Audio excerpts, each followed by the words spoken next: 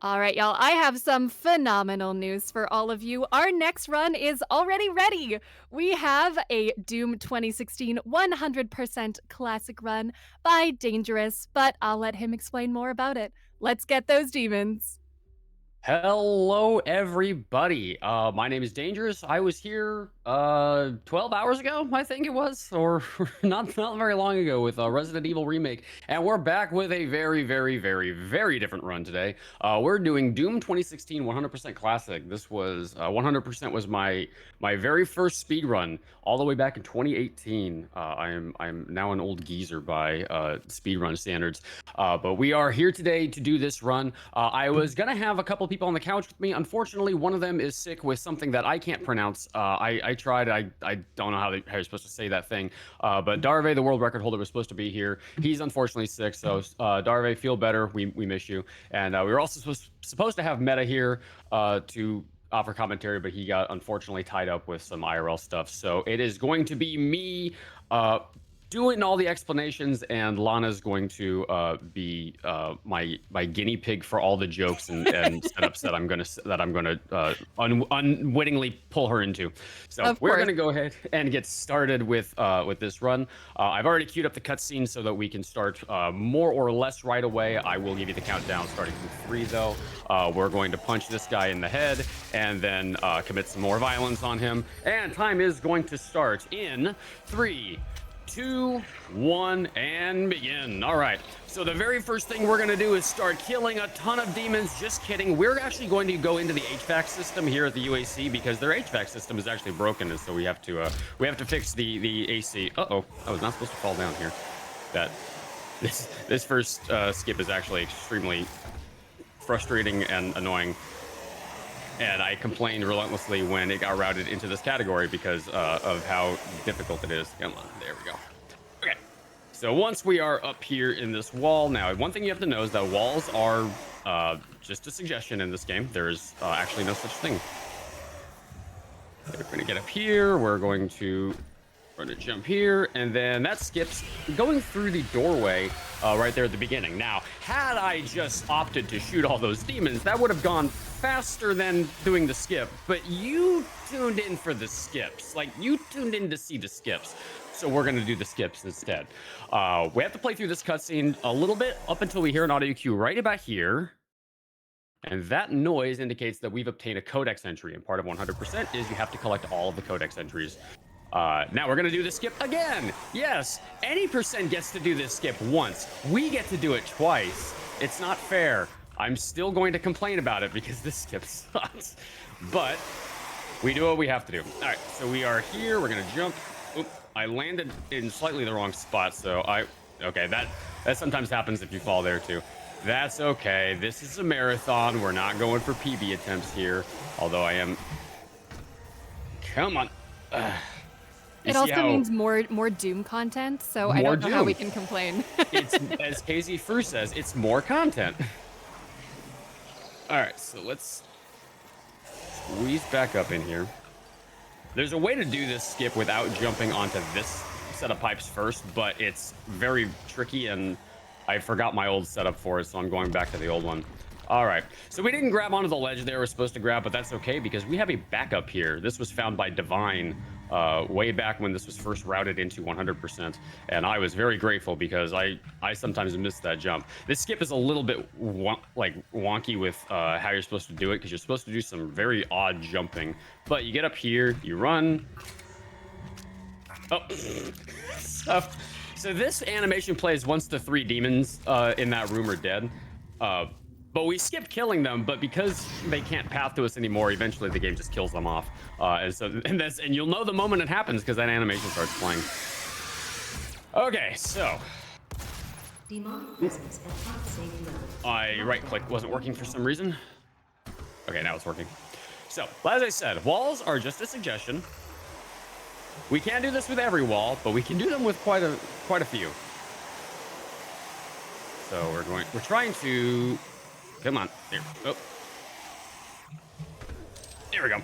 So that skips having to do the fight in that room with that gore nest. If you don't know what a gore nest is, we'll show you a bunch of them throughout the run. And then if you stand right here and very precisely pixel perfect aim at the wall, you can clip right into that elevator.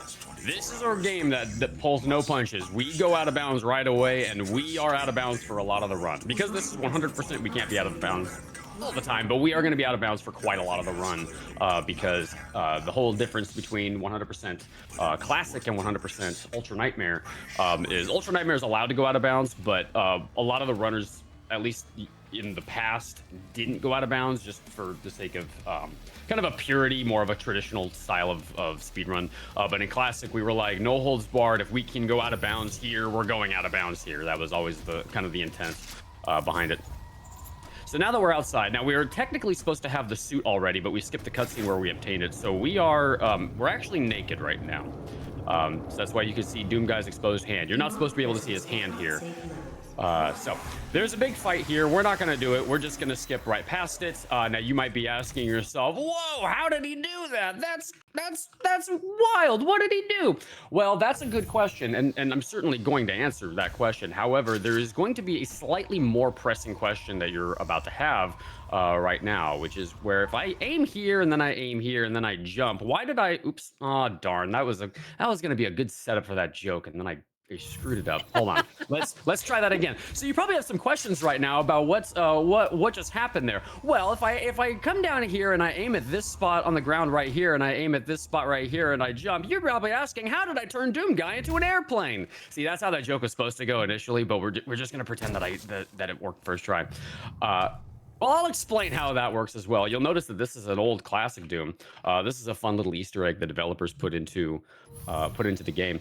Every single level in this game there's 13 levels in this game. Every level has an Easter egg to a classic level, like an old classic Doom level from the original Doom 1 and Doom 2.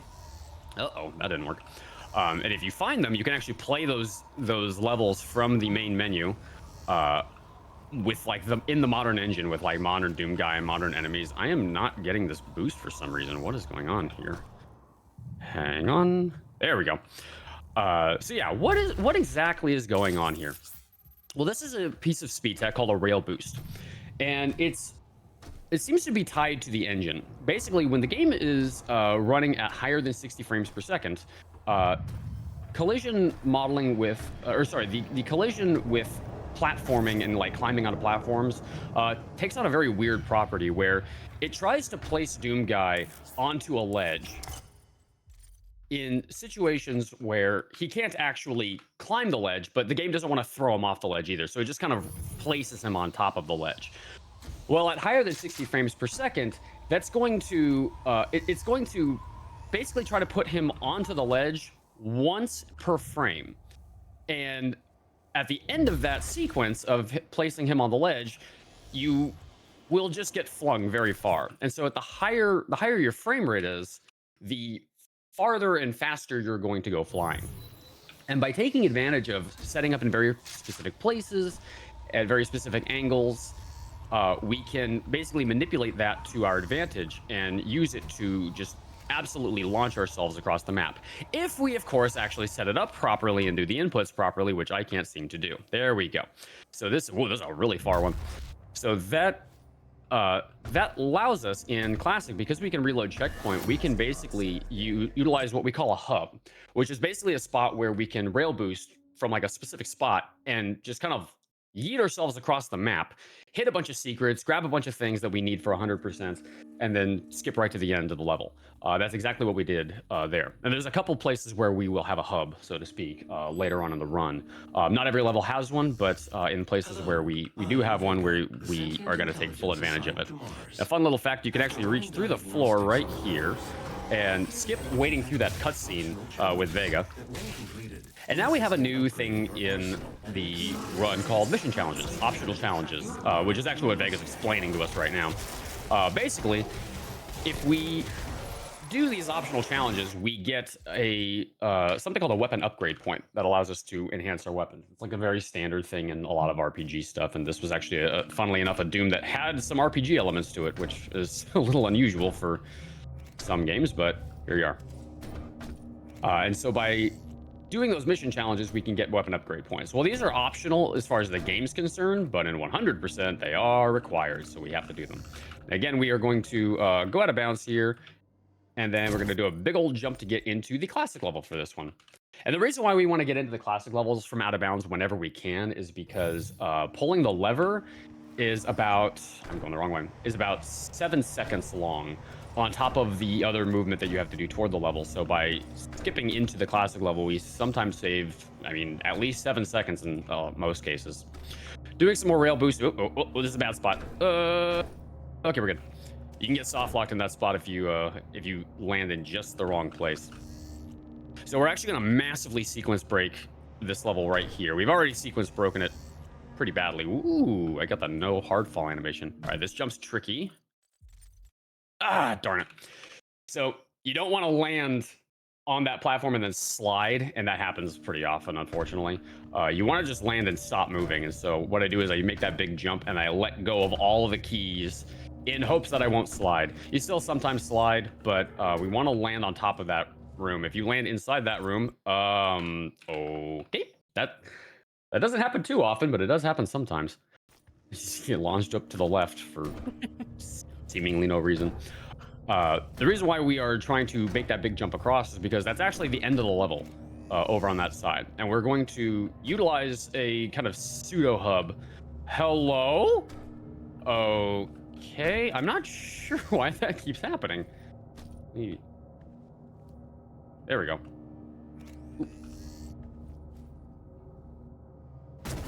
Okay, so we're going to do this land. This is usually what happens, is this hard fall animation. Now, big jump. Ooh, there we go. Okay, so this is Nice. where we want to get. And now we are at the end of the level, but there's still a whole bunch of stuff we have to do in the level. So what we're going to do is come over here. We're going to trigger this checkpoint right here. And we're going to take advantage of this checkpoint to hit a bunch of places in the level that we still need to go visit. Now we're going to do another big rail boost right here. Whee! To grab this doll. Now this doll is special because fist bump. Aww. I know. We actually That's made so a whole cute. category. We made a whole category of our category extensions, just playing to the beginning of the game and then getting that that animation on that doll. We call it fist bump. It's adorable. Hey, Dane, you know what else is adorable? What's adorable? We have a $25 donation from Asuka who says heart. That's my Thanks so girlfriend. much for your donation. Thanks, B. Sending hearts right back. We also have hit 1.5K raised for Point of Pride already for the event. Hey, So let's shout go. out to the donators. Thank you all so much for that.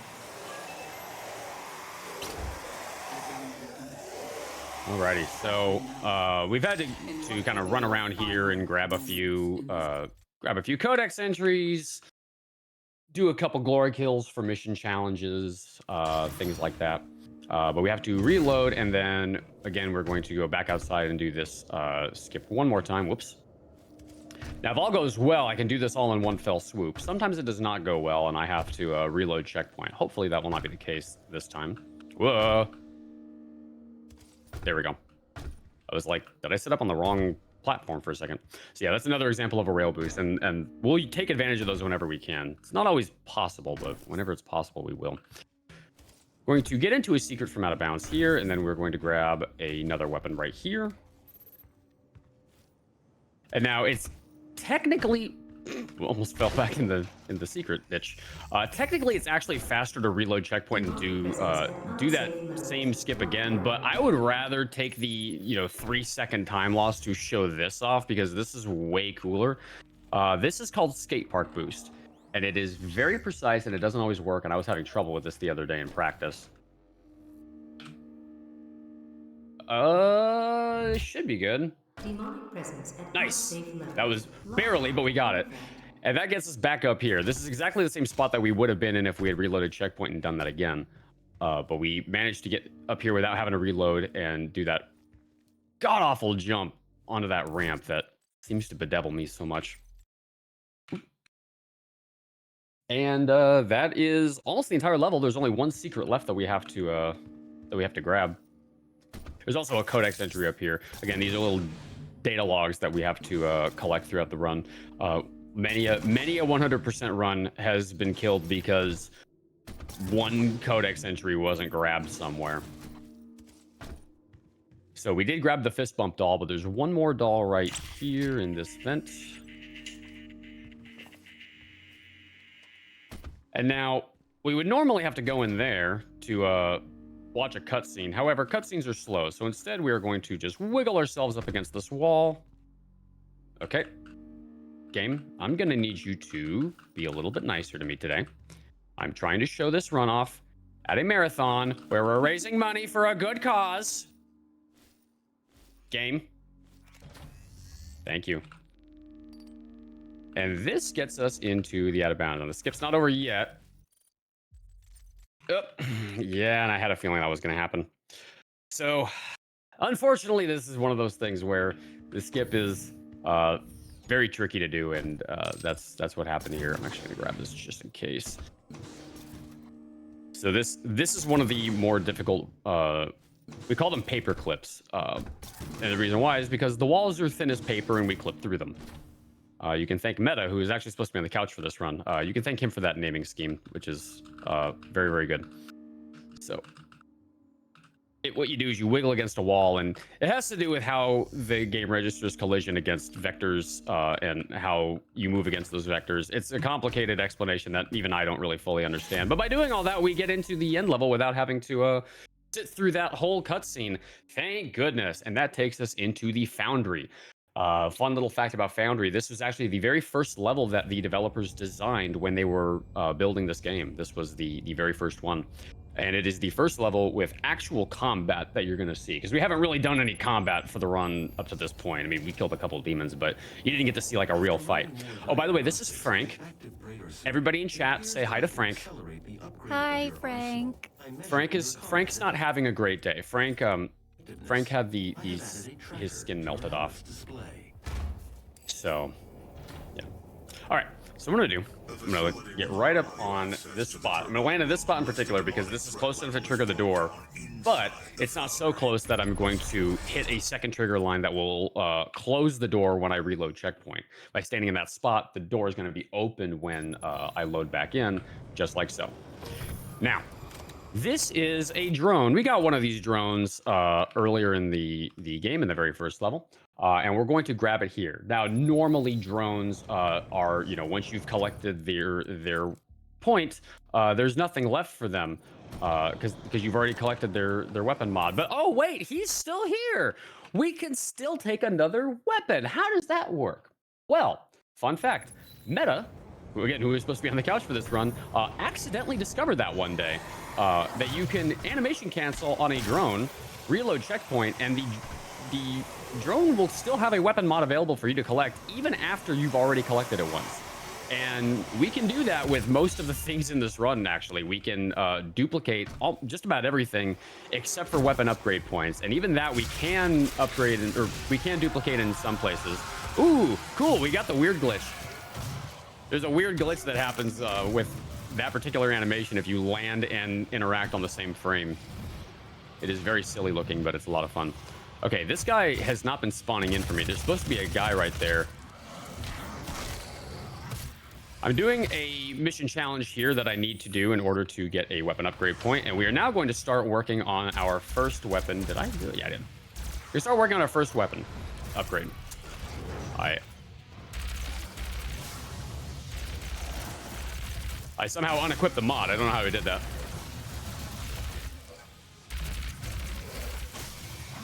And what I have to do is use the proximity blast and kill 2 demons at once. And I have to do that 20 times. Which is actually not extremely difficult to do, although I am running really low on ammo right now. Do any of you want to drop ammo? None of you, really? Oh my goodness. Okay, this is gonna be a little tricky. I'm gonna have to be very careful here. It's kind of rude of them not to give a Christmas present to us. Like, Right? the least they could do is give us some ammo. It's like, hey, happy holidays. But here we are. It would be nice of them. Okay, this is gonna have to force me to change my routing a little bit, which is fine. This is one of those things about this run that a lot of people kind of aren't super clear about until they actually see it in action. This run requires a lot of adaptation. You're too far away. I'm just gonna fling you to death. Requires a lot of adaptation on the spot. You have to kind of like figure out what's do I have to do? What do I have to upgrade? What do I have to collect? And sometimes you have to improvise on the spot. I've got some ammo in there, so now I can actually do some of my normal routing for this part. Going to do a little bit more here.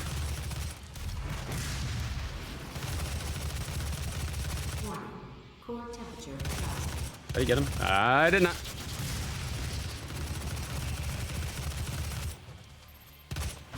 Man, Bill from accounting was angry today. You have some ammo I need. That's Bill from accounting. I don't know actually. Yeah. So this is unfortunately one of the times we have to. Oop! I did not mean to.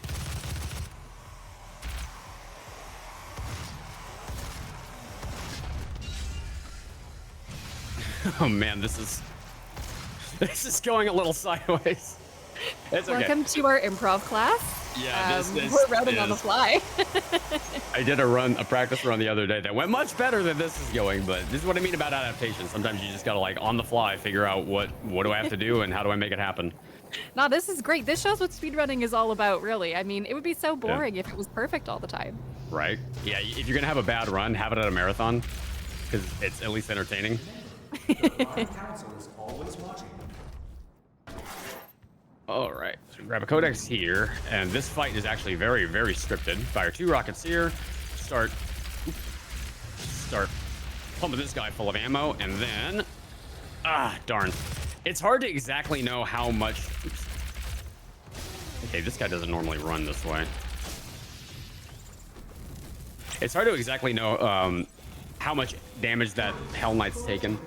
We try and kind of estimate it based on how much we've shot at him, but you never really know. So sometimes he staggers instead of actually dying, and you don't get the point that you want. But we're not actually all that far behind. We'll be able to catch back up pretty quickly. There's a few other places that I can make up those missing points. Yeah, but we're at 14. We're pretty good already. So this is good. Hellraiser moved in the right spot. And by standing in that spot to do that fight, we actually manipulate all of that all that AI the way we want. Gonna aim down and pop that Hell Knight like that. That skips the animation of that Hell Knight getting sawed open, which takes a couple seconds. Another spot where I'm going to get 3 more points on Heat Pulse. This is the only thing we really have to worry about for this level besides the mission challenges, like weapon upgrade wise, is just... This is another spot where I can take advantage. Very nice. Gonna trigger that health station and grab this. We need to grab a health station at some point, and grabbing that one makes the most sense. It's the fastest one to grab. I'm gonna shoot at that wall over on that side while I take out this Hell Knight. Now I cannot reload checkpoint yet. If I reload checkpoint, I'm actually going to despawn the Hell Knights that have spawned in after I grab the blue key card, and that would be very, very bad if they disappeared. We need them. Cool. And the heated core is done. Core temperature rising. We're gonna do a big jump across just like that. That's not intentional. You're supposed to drop down and then climb back up, but we have found a way to jump across it. And then this guy's gonna give us a hand. Oh, you thought I meant that like figuratively. No. He's actually giving us a hand because we need him for this. Like I said, this is a violent game. Okay. This Hell Knight was supposed to follow me. Hi! You realize we're at a marathon, right, sir? He's supposed to follow me in here, but sometimes he just likes to hang out outside and waste my time. And then this is another very, very scripted fight where everything is very meticulously... Ooh. Ah! I had the wrong weapon out. No! Okay, that's fine. We recovered. Oh, yeah, I gotta get down, Mr. President, and that gives us the checkpoint. And then once the checkpoint hits, we're gonna reload. That's gonna do two things. It's going to put us outside, so we're a little bit closer to the exit. And it's also going to allow us to grab one more weapon mod right here.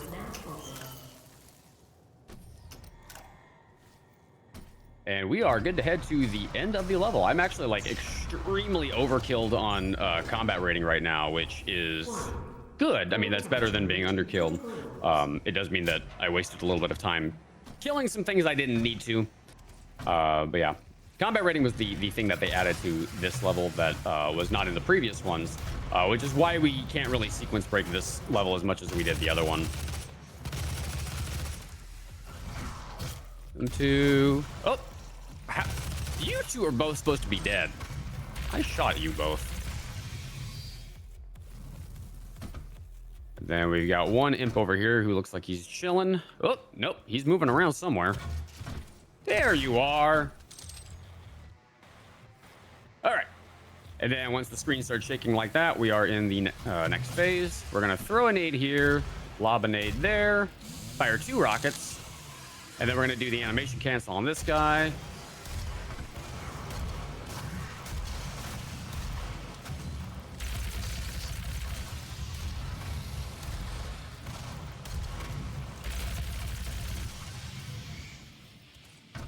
Cool. And that is the fight.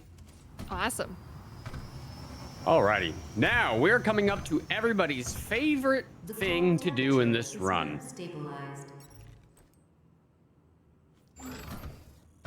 Once this door opens, we are going to token dupe.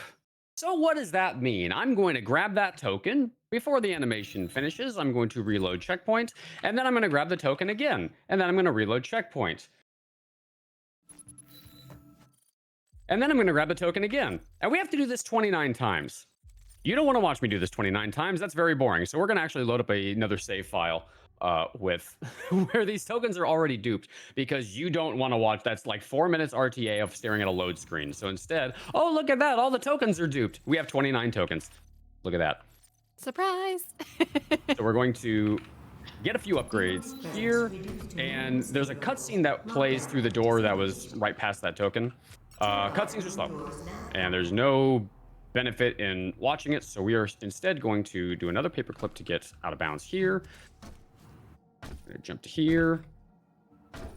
Now, the 80% runners can do this skip super, super fast. I am not an 80% runner. I am quite bad at it. I have learned that run twice, and I can't get under an hour, and that run is, I think, in the 17-minute range now. So I do this part very slowly because I am scared to death of it. And that gets us out of the level. And that takes us into the Argent facility. This is going to add another new element to the game called runes. And runes are basically things that you can attach to your suit in order to get special abilities. Yada, yada. You know how RPGs work. You've played one before, I'm sure. Into their world. You can prevent it from opening the gate by disabling the tower induction filter. And there's going to be another piece of speed tech involved with the runes, which is going to be fun. We're going to do a little skip here, where you normally have to do some platforming, but by shooting there and doing a little damage boost, we can skip doing all that platforming, and that saves about 6 seconds. And then we're going to grab the first rune of the level. This rune is called Vacuum. This is actually going to be one of our alpha runes, one of the ones that we keep equipped when we're not trying to upgrade a different one, because it will grab collectibles from the environment much farther away, which is extremely useful in some of the later stages when we're trying to get a lot of ammo collected. Come on, sir. Thank you. Alrighty, and actually, this will be a good opportunity, Lana. I'm gonna have you decide where we're going to equip this rune. I'm gonna leave this up to you. Okay. Okay, so we have an unlocked rune slot here, and then there are 2 locked slots. Slot number 2 and slot number 3 are locked. So which slot should we equip this rune into? Oh, well, I think it has to be number 1. Yeah, you would think it has to be number 1. That's why we're going to put it in slot number 3. No! Devastated. So you might be asking how I did that. Well, this game does not. This game is totally fine with you using the mouse to menu. It is totally fine with you using the keyboard to menu. It does not like you using both the mouse and keyboard to menu. So if you hover over a rune slot, like an open one, press the down button twice, and then click with the mouse, you can select a rune slot you're not actually supposed to be able to select. And that is called the bite and switch. Bite Me, one of the very first runners of 100% way back when, was actually the guy who discovered that by accident at AGDQ 2020.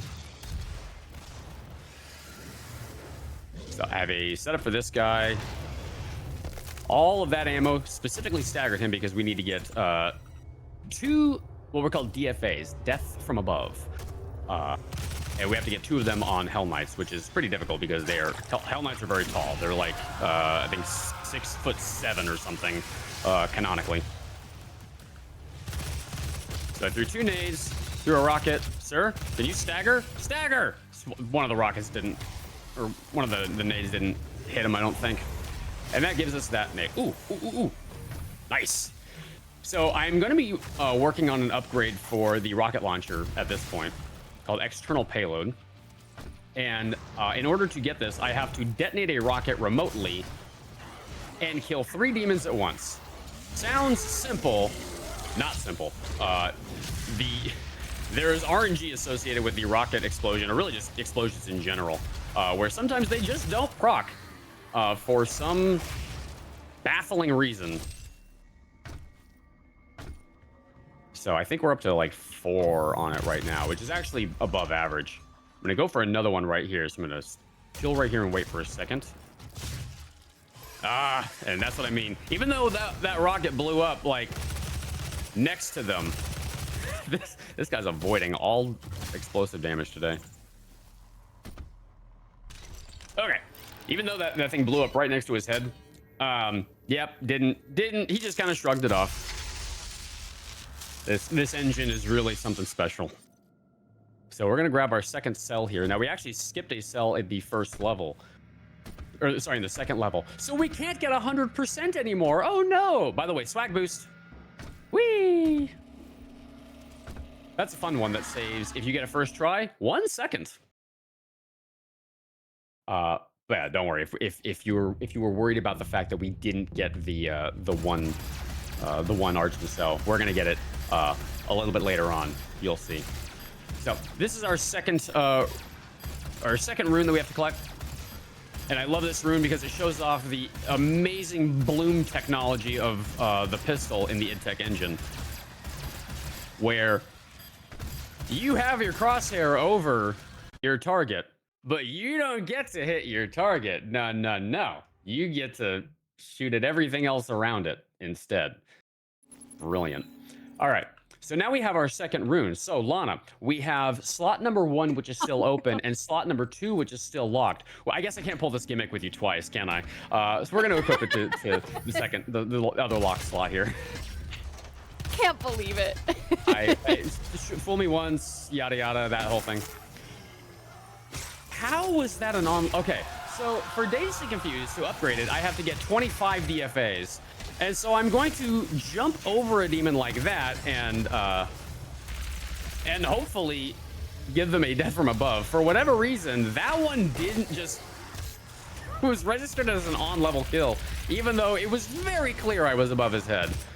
Because this engine is really something special. So with imps, we can hit him with the body 3 times, or with this, or we can hit them once and then melee them, and that will stagger them. Hellraisers, that guy I just killed, they will stagger if you shoot a rocket behind them and remotely detonate it. Alrighty, I forgot my wallet. I have to go back. Oh wait, no, I got my wallet. It's my wallet's right here. Okay, we're good. So let's go ahead and do this fight. And hey, wait, didn't I kill all these guys already? I'm pretty sure I killed all these guys, didn't I? Anyway, oh shoot, I forgot my keys. Hold on. Oh wait, no, I got my keys. We're good. We're good. Okay, so let's do this fight now. Wait, I killed these guys already. Didn't you saw me kill them? Didn't I? I'm pretty sure I killed them. Okay. Oh, dang it! I forgot my wallet. Hold on. Oh wait, no, I have my wallet right here. It's fine. So you're probably asking, what on earth is going on? Well, for whatever reason, really. For whatever reason, this room in particular has a weird property where if you go back past a certain trigger line, the enemies will respawn in this room.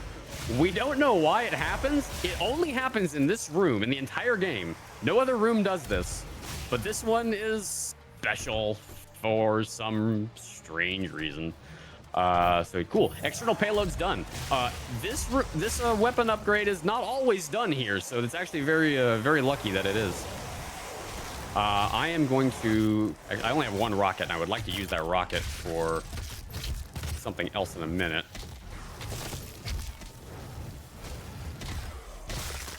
So you see, there's a little bit of chaos while I'm trying to get all these death from above glory kills. Oh, darn, he wasn't supposed to die. Okay, let's... By the way, we are playing on easy mode. And that didn't even count, of course. Okay, it's 1, 2, 3, 4. Oh, he shrugged off one of them. Cool. And then we hit that checkpoint and we reload. And the reason why we reload is because there is a weapon drone that spawns right here. But if we don't reload, he will take a while to get down from the ceiling, which is a little annoying. So by reloading, he just automatically spawns there, which is nice. Gonna take that guy out. We can get 2 more DFAs off of these 2. And I'm actually out of rockets, which is not good. So we are going to take a small little detour for some ammo right here. All right, we're gonna hit a secret trigger right here, and then we can go back in to get another secret over here. And this secret's nice because we can get 3 more DFA ticks right here. And this is going to get us the super shotgun, my beloved. We're gonna be using this weapon quite a lot throughout the run. This is what we call one of our alpha weapons. And when we get the full alpha rotation, I will explain what that exactly means. So we're 6 away on Dazed and Confused, which is absolutely fine. Now that we've picked up a power-up, we can actually do that part of the upgrades for the suit, and we actually won't get another single upgrade for the rest of the game until the very last level. We are basically done upgrading the token portion of the suit.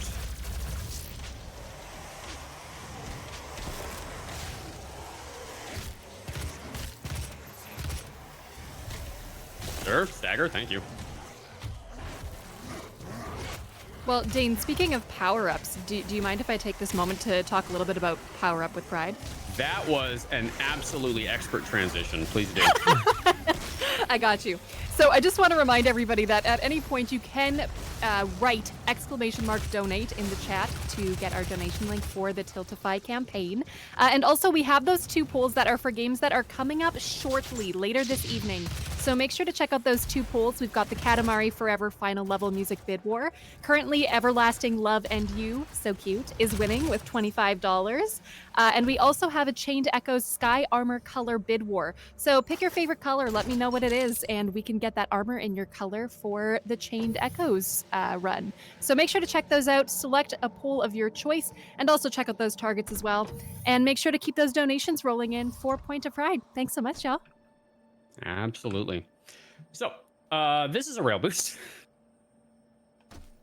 And one thing that you'll notice if you've been paying close attention is that my frame rate is displayed in the top right corner and has been set at 200 FPS for pretty much the entire run up until that spot where I actually capped it to 175. If you try to do that boost while it's at 200, you will sometimes go so high that you'll just automatically die. So by capping it to 175, you can actually keep your height a little bit lower and be able to do that boost successfully. And we just use a third-party program like RTSS to do that. We have 9 points, so we're going to upgrade Lock On Burst. We'll be working on this a little bit kind of throughout the run for a little while. There's supposed to be a fight that you do here, but by rail boosting across here, we can skip that fight. And we're going to make up that combat rating that we're skipping from this fight a little bit later on. Gonna run in here, grab another cell. This will be our 3rd cell, I believe, that we are picking up for the run. And very specifically, we still have 1 more ammo capacity upgrade, and that's very important when we get to the next level. And I'll explain why when we start duping cells there. The new element that they've added to this level are these boots right here. This gives us double jump. And we are going to take full advantage of that throughout the run. Now, this is one of the more meek and meager runes for the game. This is called Ammo Boost, and it's going to double the ammo pickups that we can get. Oh, sorry, did I say meek and meager? I meant extremely overpowered. This rune is very, very broken. So broken that they did not add it to Doom Eternal. I'm missing somebody. Okay, I'm just gonna run through and... Oh, there you are. I don't know how he got over there, but he got over there somehow.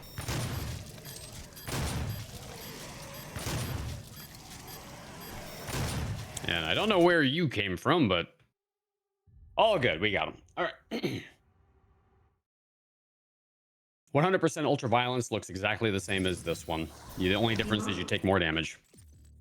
All right, so we have 1 unlocked rune slot. We're going to pop that rune into there because we're going to keep that rune attached for pretty much the entire game. Now we are going to run up here, hit this checkpoint, and then reload. All those enemies that were back there, we're going to make it impossible to do this next part. So we reload checkpoint to despawn them. Now we are going to do a skip called Early Gauss Cannon. Now that may not be obvious what that is, so let me explain. Early Gauss Cannon is a skip that allows us to get the Gauss Cannon earlier than we're supposed to. Have I laid the sarcasm on thick enough for you all? Is it clear that there's speedrunner sarcasm going on here? So One more layer, please. One more layer? Okay. Unfortunately, didn't get enough speed or height on that one. That sometimes happens. This is perfect. This is exactly what we want. So this is supposed to be gotten at the end of the level. You're not supposed to have this weapon yet. And we have to do that skip very, very specifically in order to get there without hitting a checkpoint trigger. If we hit a checkpoint trigger, we actually have to reload the mission entirely, which is really, really bad. Got a weird bounce off of some collision. I'm not even sure what I bounced off of, but yeah. So the route that I'm doing, Argent Tower has been rerouted a few times in the recency of this run. And the route that I'm doing here hinges very, very specifically... Yep, I had a feeling that was going to happen. Let me try this one more time. Hinges very, very specifically on getting this secret now. If we don't get this secret now, we actually have to completely change the routing for this level. So we have to boost ourselves over here, land in the secret level, hit the secret, and then reload checkpoint. And now we have 2 more boosts that we have to do from this spot. This is called Swag Boost. Oh no! That was perfect, but I bunked into something. That's fine. You can see it again because it's cool. It's cool looking boost. I like this one. Okay, so sometimes the game will randomly register a second jump when you jump from the scroll wheel, and it did so there. There we go. All right. And that's a secret trigger. And this is the end of using this hub. We actually don't need this hub anymore, so we're going to do one last boost to get up to a platform a little bit early. Whoop. There we go. There's supposed to be enemies in here, actually, but oops. I'm going to do the animation cancel tech in order to grab the siege mode early. Now, siege mode is what we call the delete button, because this has an extremely broken little piece of speed tech attached to it that I will explain when we get into the next big fight. And this fight coming up right here is not a big fight. There's a lot of enemies in it, but this is actually a little bit more meager of a fight because it's mostly small enemies plus 2 big ones that we're going to actually be able to take out instantly. One of the mission challenges for this is called Chiropractor, where we have to give 4 imps a neck adjustment just like that. If you are a certified chiropractor, you know that this is not the proper technique to do this, but that's okay. Gonna grab this quad damage. Nice, she stayed put. That's actually perfect RNG there. So quad damage makes us do 4 times normal damage. So if I just start lobbing rockets this way, yeah, stuff's gonna just die. So stuff just dies. It's, yeah. I'm gonna grab this and I'm going to, believe me when I say that train is scarier than any demon you're gonna run into in this game. Between train and Doom Guy, train always wins. So now the Gauss Cannon is an amazing little weapon of its own right, because you'll notice how I'm firing it at the ground and I'll fire it behind myself a few times. That's because it gives a propulsion every time you shoot it. So if you jump and then shoot it, you will get launched a lot farther and a lot faster than you normally would. So this is the introduction of a new enemy that I call Big Chungus. Big Chungus. Ooh, he big. He's the Mancubus. And he is very inconsequential with this little piece of speed tech that I have started to unearth. So this speed tech, oops, there we go. This speed tech that I'm doing with the siege mode is, you're not actually supposed to be able to do that, but somebody on YouTube that goes by the name Ruby Tunkansada found a glitch with the game where if you press both fire buttons, the primary fire and the alt fire at the same time, while you are in the middle of a different animation, you can actually skip the charge up on the siege mode and fire the charge immediately. So normally this charge up takes this long. So imagine getting to skip all of that in the middle of combat. Yeah, it is extremely broken. This piece of speed tech by itself saved probably 5 minutes off of the run. Probably honestly even more than that. It chopped combat down by a significant amount. It is a little broken to the point where it sort of makes the combat in some ways a little uninteresting, but it's fast, and fast is most important, at least to me. So, because this run's already pretty long as it is. I'm gonna come up here, hit this checkpoint trigger and reload. Now there's actually a way to boost yourself up here using a rail boost, but it is extremely inconsistent, and it only saves maybe 30 seconds if you get it first try, and I don't get it first try. So we grabbed another doll secret there, and we're gonna boost into this room. Now this Revenant is okay. He's actually sort of he's a little hard to see, but I was eventually able to spot him.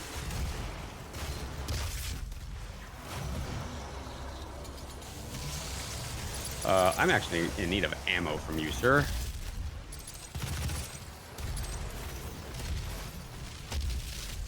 So we're actually really good on combat rating. Sometimes you can be a little bit off on how much combat rating you have. We got a little bit lucky here and got quite a few enemies in that last arena, so. Ooh. Okay, and I got enough ammo, that's good. So we are going to reload checkpoint here, and this is going to put us in the spot that we want, and it's going to reset the arena cycles in the way that we want. We're going to do what is probably the second coolest boost in the entire game. This is Darve's favorite. It's my second favorite. What we're going to do is we're going to grab the invulnerability. We're going to line up right here. I'm going to aim right at this spot. We're going to do a buffered setup. Oh, darn. That was almost good, but I hit something and it sent sideways. You'll know it when it happens, because it's a really cool looking boost when you get it proper. But this is going to skip about 2.5 minutes of climbing the inside of the tower. 2.5 minutes is a long time. So we're going to try to get this in less than 2.5 minutes. Oop, nope, I hit a ceiling there. That ceiling is actually very easy to hit. And speaking of Darve, the man himself is in chat. Darve, I hope you're feeling better, sir.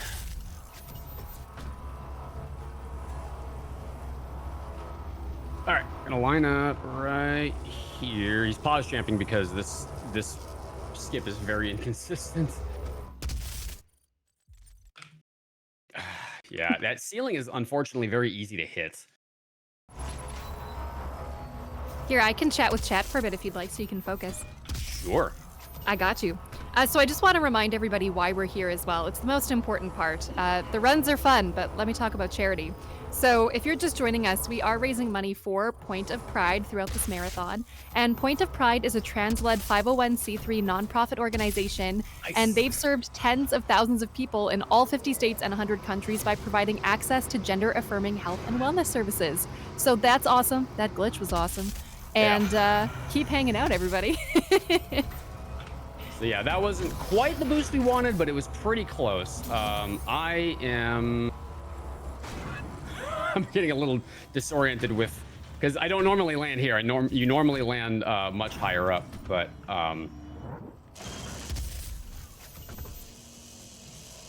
okay. And then this is not the right spot, I don't think. Where it's okay. It's another spot. I'm in the wrong place. It is on the other side of the arena. Sometimes that happens where you can get a little disoriented. There we go. Barely made that jump, but we got it just in time. So yeah, that little jump, if you are on a platform that's lifting up like that and you jump at the right moment, your speed accelerates and you get to, it's basically a version of momentum storage. It's not exactly momentum storage, but it's pretty close. This rune is one of the more frustrating ones for a couple of reasons. Number one, I have one single hit point. I can only kill these zombies by shooting the explosive barrels at them. And the coup de grace, sometimes the game crashes when you come out of this rune trial. So hopefully it doesn't. Okay, good. Yeah, sometimes it crashes. So I'm wasting a bunch of ammo here because I want to dump as much as I can before grabbing that ammo box, because that's going to give me the most points on. Yay, I got it! So it gives me the most points on ammo boost and vacuum. So you might be wondering what's going on here visually.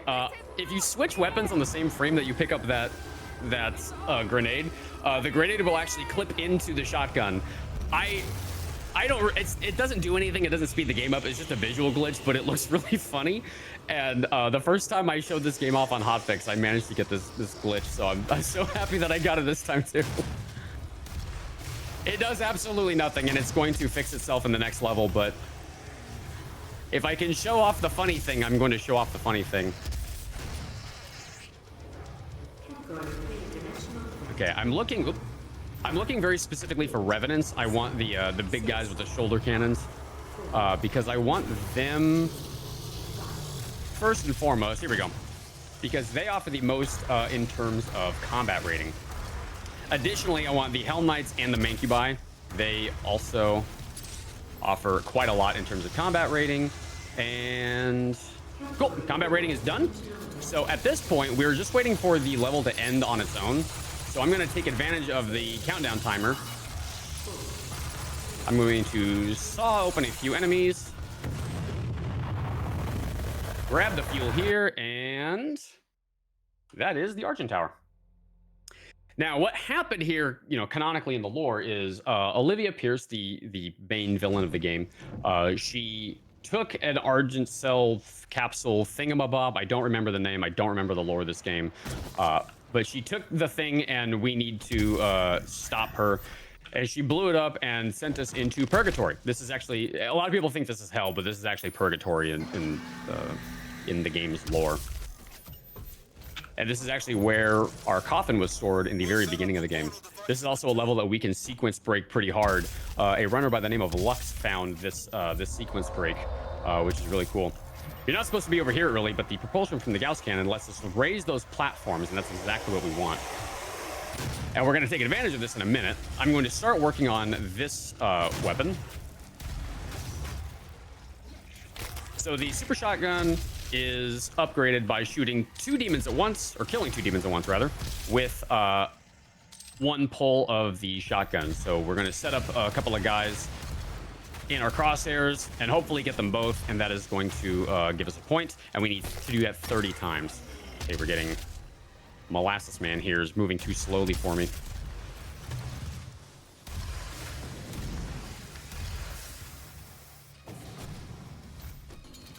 And then there you are. I don't know where he went, but I'm gonna get a quick ammo refill off this guy.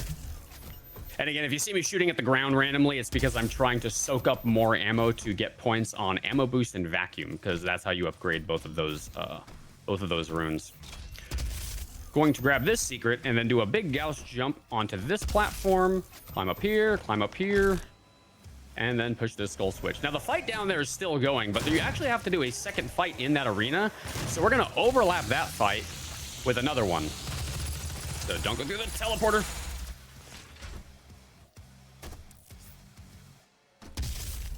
So you're gonna see me saw a lot of enemies open early on in the game in these next few levels. I'm just trying to get ammo boost and vacuum worked on a little bit when I do that. So the enemies from the last fight are still in here, but with the new enemies from the new fight are spawning in. So we're doing both fights at once, which gets to be very disorienting for people.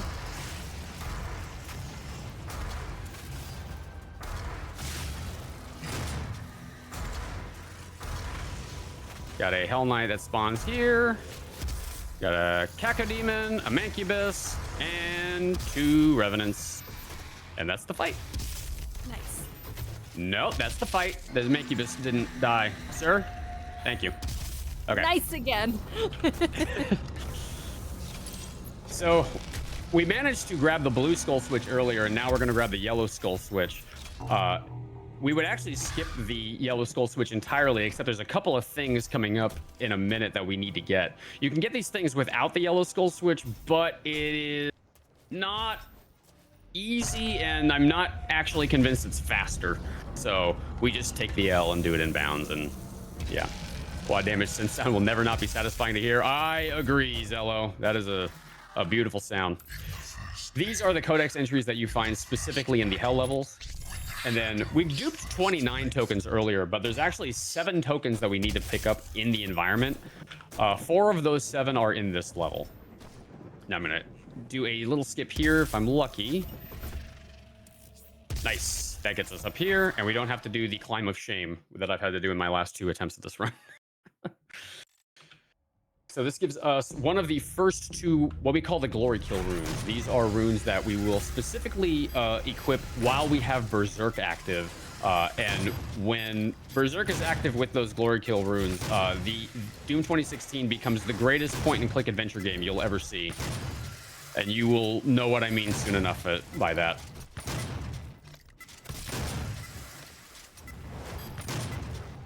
Do we have time for a quick donation, Dane?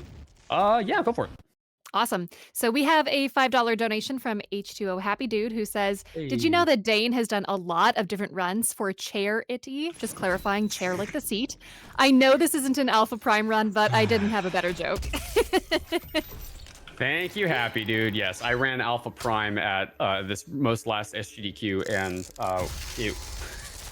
the chair please became a joke for a reason. So those of you out there that saw that run know exactly the joke behind that. So what we do is we reload checkpoint here, and the game crashed. Yay! Oh, man. All right, so let me... It was the cursed joke. Come on. I suppose it was. Okay, let me reboot the game. Yeah, this will sometimes happen. For some inexplicable reason, the game will just crash in random places. It happens oftentimes when you alt tab out of the game. We think there's something going on with alt tabbing. There's a few things that we do in order to mitigate that. Reloading or running the game at the same resolution as your monitor helps. Running the game in borderless windowed helps, but unfortunately sometimes crashes just happen. So okay, so luckily it still worked. We still can dupe the cell, and we still got the cell that we picked up. So we're duping the cell by selecting the thing, and then before the cell wrap-up animation finishes, what we do is we alt-tab. You can't normally pause the game on that animation, but by alt-tabbing, you actually force the game to pause, and then we reload checkpoint, and the cell spawns again, even though we've already collected it once. So we're duping the cell 3 times, and so we're picking it up a total of 4 times. 3 of those are health pickups, and then we're going to get our last ammo pickup, and we want to specifically get the ammo pickup last, because the ammo pickup is going to refill our ammo. If we picked up the ammo upgrade and then reload a checkpoint, we would keep the capacity upgrade, but we would lose all the ammo that we are collecting from the cell. So it's very important that we get the ammo last, doing it this way. All right, so we've got 2 Mancubi here.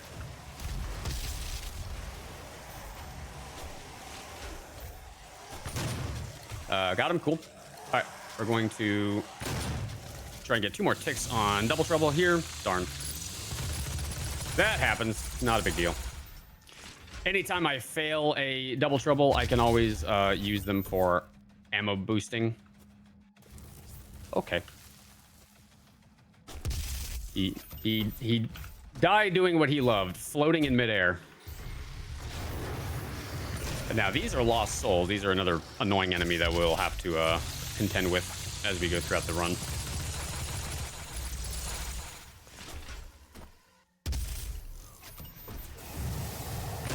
Gonna do a big jump here. Swag shot. Oh, come on. All right, so one of the mission challenges is we have to get a sweep the leg glory kill on that enemy 4 times. Unfortunately, sometimes in this level, for whatever reason, they do their stagger animation really slowly, and you can't really tell exactly what angle you're getting them from. It happens. It's annoying, but nothing you can really do about it. Luckily, we've got 2 more here.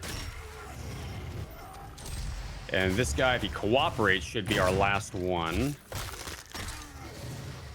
Excellent. And that gives us the sweep the leg challenge done. Come on. Take out this guy here. I'm actually just now noticing I did not do the outer beam upgrade. So the outer beam upgrade gives us a humongous AoE on the siege mode, and now it's going to be really the delete button. I'm stuck on something. I was holding forward that whole time. Okay, I need an ammo refill. You're an ammo refill.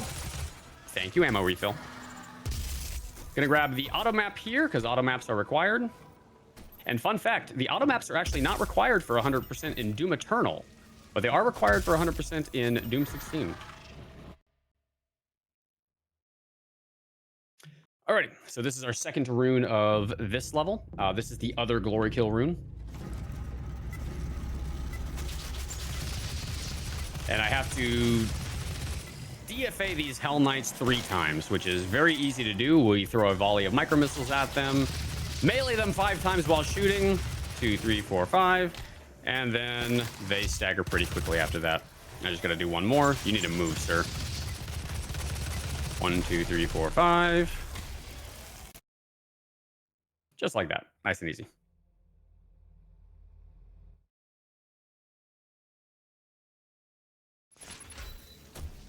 All right.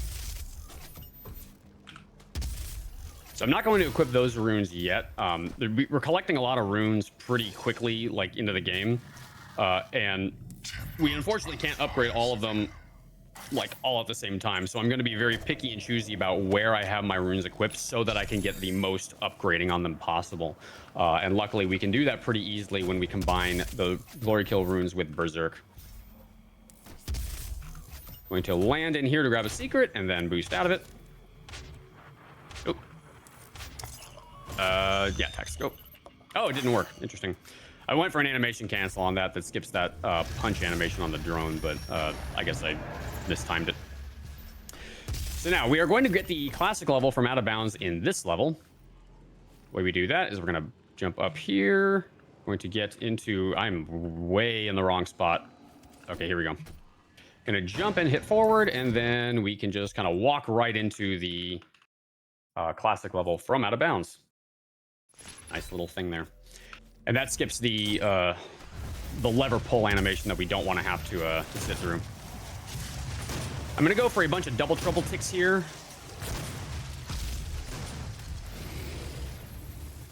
And this is a new enemy. He is friend-shaped.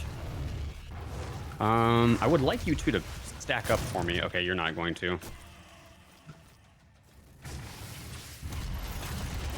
And this is the summoner. She is the facsimile of the Archvile from original Doom 2. But she was a new composite enemy. We're gonna grab quad in order to make the end of this fight a lot easier. Oh man. And then I'm going to lob a rocket. Oops. Hi.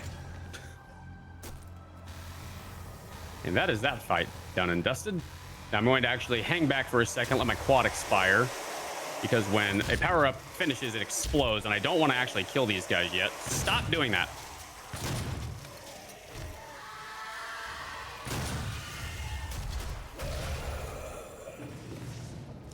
And so I'm setting up a lot of those double enemy kills because I want to get as many ticks on Double Trouble as I can. I'm a little low on ammo for this. But I should be okay. Grab this codex, get the fuel refill here. Oh, shoot. I did not mean to kill all three of those guys. I wanted one of them to refill my ammo. And this is what I mean about adaptation. Do that here. All right, we are at 19 and Vacuum's done. Wow, Vacuum's not normally done here. That's actually really good. But we're at 20 on Double Trouble, which is more than we need to have. Actually, we are okay on that. So I'm gonna get a few more ticks here.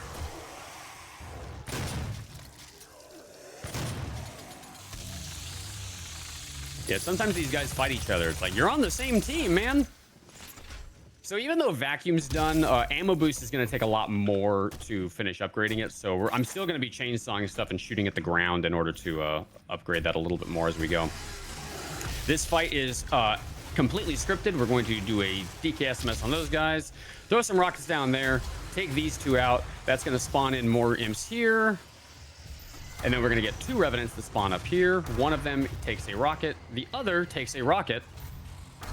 And then a third who sometimes runs around where I don't want him to also gets a rocket.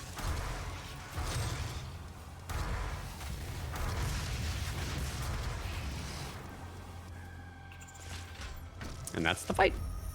Looking pretty good on Gauss ammo. We need a good amount of Gauss ammo for the beginning of this next level. If I was very low, I probably would have had to have done a glory killer, or not a glory killer, a chainsaw on one of the smaller enemies. But we are pretty good on ammo right now.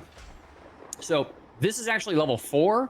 But we're coming back to it. So the Argent Tower exploding and sending us into Purgatory has kind of destroyed the Argent Facility a little bit. So this level is called Argent Facility Destroyed. And then the sequence breaking for this is pretty huge. We're going to do a small sequence break right here at the beginning where we climb up onto this platform, do a double jump, bonk our head against the ceiling, and we hit a secret trigger and a checkpoint trigger at the same time. And that puts us outside. As weird and random as that may be. Now, this is a paperclip we're going to do to get into the classic level from out of bounds here. Just kind of jump up through the floor, and we get that secret trigger. All right, we're going to do a boost up here. This is sort of a little shortcut from the normal platforming we have to do.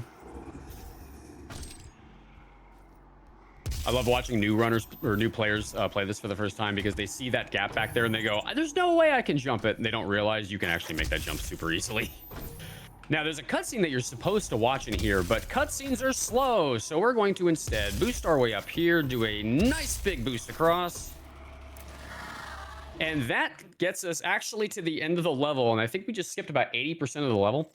That skip was found, I think, 8 hours after the game was released. Oh my gosh. Yeah, by a runner named Blood Thunder, who is a GDQ favorite. Nice. Speedrunners work fast. A good speedrun buddy of mine as well. Blood Thunder actually let me borrow his mouse at SGDQ because I forgot mine at home. So big shout out to Blood Aw. Thunder for that. Yeah, this rune trial can go sideways on you. This one, this is even the hardest one we're gonna find. But you have 1 hit point, so and you have to survive with 1 hit point. So the oh god, this is some really unfortunate RNG. Okay, we're good. So you can pick up armor in the level, but there's not a lot of it, so, you know, don't die. There we go. And they're going to give you this same rune trial at the end of the game, or near the end of the game, but they're going to dial it up to 11, which is always a lot of fun. Going to cap my frame rate right here, and we are going to do a nice big boy boost across the whole level. I am going to try to land on this piston and then drop down from here. That's just a safety strat so that I don't, like, you know, die. I'm going to do a big boost over this pipe. Uh-oh, my double jump got eaten. But that's okay, we landed, and we are here. And we're going to do the other rune trial. BT. Well, BT's Blood Thunder in this case, not BT from Titanfall 2. Although, shout outs to the Titanfall 2 run. That run was great. All right, this is the hardest rune trial in the game, so please let me concentrate for a moment.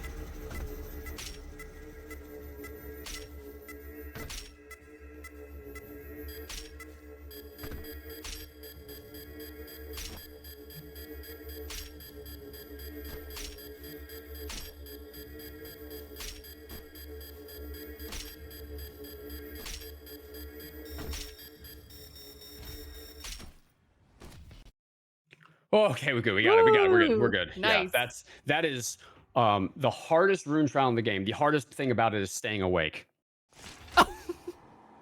You said one more layer of sarcasm, so I gave you one more layer. I am destroyed by the sarcasm. It's beautiful. Alrighty. Now, combat rating typically involves, you know, running around and fighting a whole bunch of different fights. However, this level is very special. Because, how much? No, I need ammo. I'm gonna saw this guy open. This summoner in particular is very interesting because most summoners have a finite number of enemies that they spawn in. This one will spawn in enemies infinitely. And we are going to actually take advantage of that by just milking this particular fight for all it's worth. This imp keeps running away.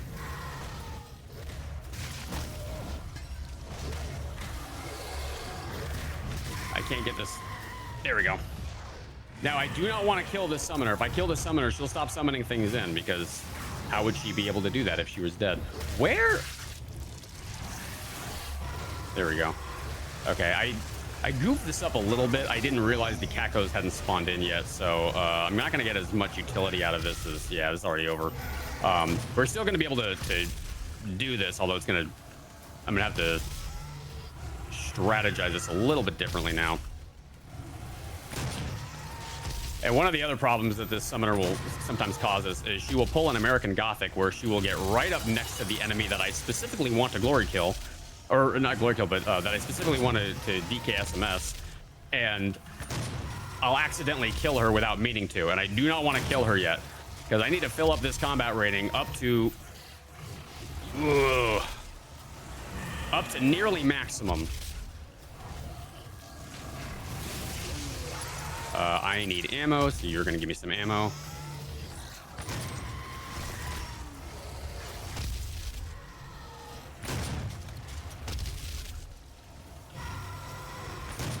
So, yeah, Lana, this is going to be a lot of farming this spot over and over. So if you have anything you would like to talk about at this point, this is the perfect time to do so.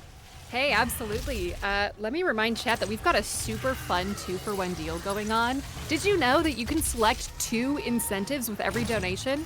It's a pretty snazzy thing, very efficient, and we can speed run through all of the incentives we have open.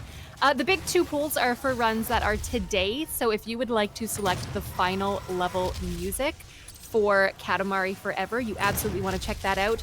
And if you want to pick the armor color for Chained Echoes, you also want to check out that pool because those are today.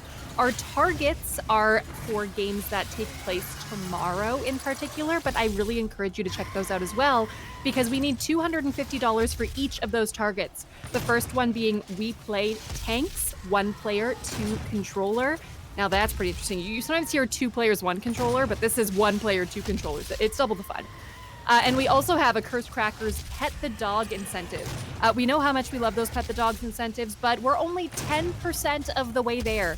So let's keep getting those donations in, everybody. You can select a target and a poll with every single donation that goes to Point of Pride. So make sure to check those out and let's get those incentives. It'd be great to see all of them get met.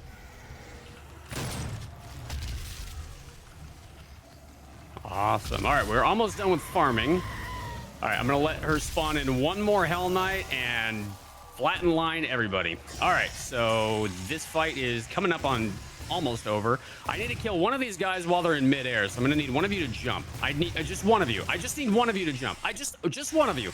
Literally, I don't need both. I just need one of you. Thank you. Okay. You finally played nice. Why you took so long to do that?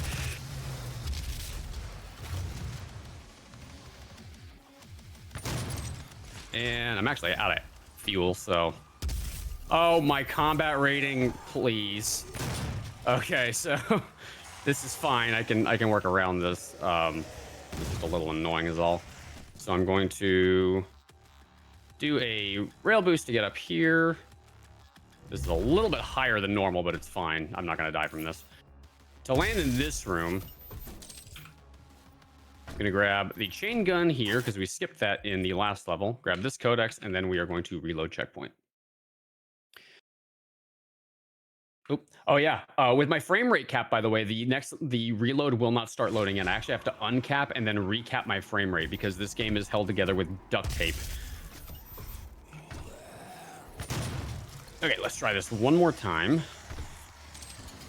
I'm going to grab that, chainsaw you, and take you out. All right, so that gives us full combat rating now. Oh, no. Oh, the save. Oh, all right. We're good. Yeah, that was intentional. That I meant to do every single thing you just saw there. You cannot send a team in. I'm not having a heart attack right now. All right. So we got into a secret area from out of bounds, and that is going to allow us to do this whole area from in the wrong order. Gonna run over here, grab this codex, and then we reload checkpoint. Oh, and then I'm frame capped, so the game wasn't loading in yet because duct tape.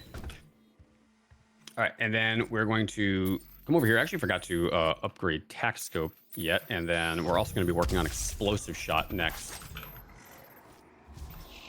I'm going to take a quick moment to get some double kills on here. Stop that. No! I wanted him for something, sir. Oh, well. It's fine. We're doing pretty good on double trouble as is. I'm gonna do a paperclip on this spot. I'm pushing forward. It may not look like it, but I'm actually at the edge of the collision right now. Sir, I'm busy. Thank you. So sometimes you get this right away. Sometimes the game just wants to fight you and not let you in. Come on.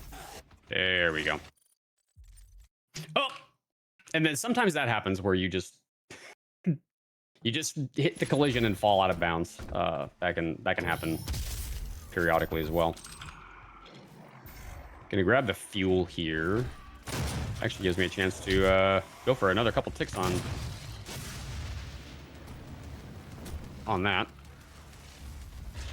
And then if you get this right away, you don't need to worry about the Hell Knight who's right behind me. Slayer, please get in the wall. Just don't turn around. Oh no! There we go. He's not there if you don't look at him. Yeah, this thing's giving me trouble, which makes me worried about the tram. Because there's a tram clip we're going to do as well. I'm going to actually switch weapons so I can do this a little bit more safely. Come on, Slayer, get in the wall. He doesn't usually give me this much hassle getting in the wall. I don't know why he's giving me so much trouble today. There we go. Nice. All right, and that gets us into the end level area a little early. Now, you're supposed to do a fight here to unlock this, but if you line up on this spot... Come on. There we go. You can get into the tram early and skip the whole rest of that, skip that whole fight. So yeah, that was an extremely sequence broken level. The next level is going to be much, much, much less sequence broken than the previous one. And the one after that is almost done entirely in bounds. I actually don't think we go out of bounds once in 100%. Fun little thing that you can do here, if you drop a hollow nade and then give it a headshot, number one, it's hilarious to look at because he just goes flying away. But two, that's actually a tactical thing. You get a point on the weapon upgrade, as you can see on the right-hand side, by doing that. It is very silly, but yeah, you can do that. And that was discovered entirely on accident one day by yours truly. So we're going to head up these stairs. Now, this level is a little bit strange combat rating wise, because you'll notice how I just killed a Mancubus. A Mancubus normally gives a lot of combat rating, but you'll notice in the upper right corner where my combat rating is stored, I have no combat rating as of yet. One of those very weird things about this level with how combat rating was registered is it only works with the Gorness. No clue why they chose to do it that way, but they did. Really? Okay. They're fighting me today, man. We're almost done with Double Trouble. We still got a couple more ticks to get on it. And then one of the mission challenges for this level is called Bottle Opener, where we're going to have to do a neckbreaker animation on 5 of these zombies. So I'm going to punch them, get behind them. Whoop. I can't believe that worked, actually.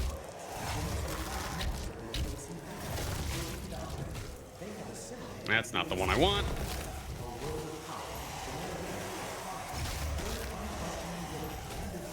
There we go. That's Bottle Opener. And then I'm going to try and finish up Double Trouble. I need one more.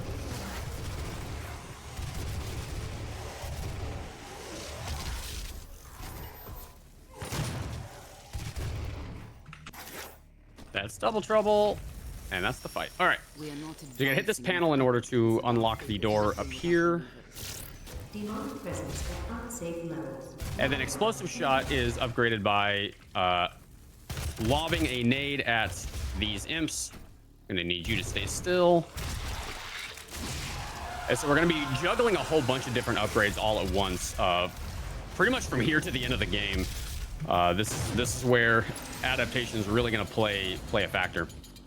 Now, this next thing is a little bit too complicated to realistically explain, so I'll just frame it to you like this. We're gonna skip cycling the fight. Where is the Hell Knight? There he is. We're going to skip cycling the fight by chainsawing the Hell Knights, because for whatever reason, if you chainsaw the Hell Knights, the fight does not advance. If you do any other glory kill on any other enemy and you kill them any other way, the fight will advance. But chainsawing the Hell Knights does not advance it. It is truly bizarre, but yeah. Okay, so that is 3 Hell Knights chainsawed. I'm going to grab this fuel because I would like to have this fuel for later. And I hear another one. He's up here.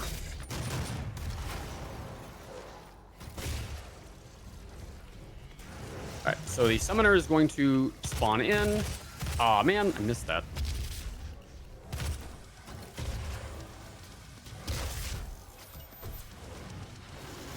I'm gonna let her do her thing real quick. She spawned right here. Man, that was not a good idea on your part. Let me make sure I still have the runes on. I do. And this is why Doom 2016 is the greatest point-and-click adventure game ever. And you might be saying to yourself, I have no idea what's going on. Don't worry, I don't either. I just click the button and hope I connect with a demon. Savagery's done. That's good. There's you. Come on, buddy. Demonic presence eliminated. Lockdown. Cool. Disengaged. This is going to be weird doing this paperclip with Berserk active. So there's a cutscene that we have to play here normally, but we can actually skip out of bounds and skip that cutscene entirely. Now, this is a bit of a precise skip, so I'm going to try and trigger this secret from out of bounds. Very nice. Now, in order to get back inbound, there's actually no way to get back inbounds the way we need to, unless we do some very weird, janky stuff. So I had to drop down in that elevator shaft to hit a trigger line to spawn in some zombies. And I'm going to use them to get back inbounds. So I'm going to jump here. Oh, shoot. Yep, I had a feeling that was going to happen. Okay, so that's fine. We just try this again. You'll actually see what this paperclip normally looks like when when the runner isn't adult. So what we do is we line up right here. We're going to clip through the wall. We've already gotten that secret, so we don't need to go get it again. But we do need to hit this trigger line again, because if we just head straight back to where we were, the zombies will not be there. Oops.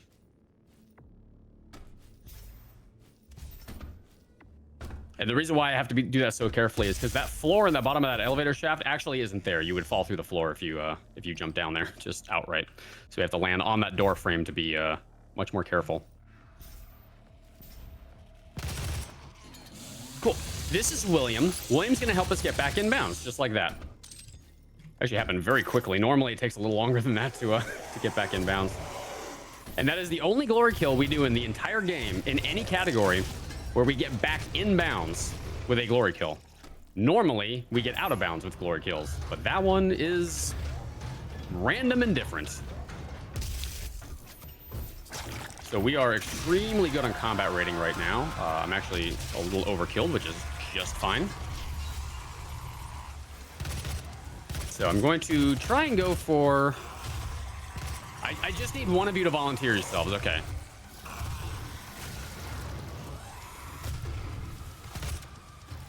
So I'm going for a couple more headshots and explosive shots here.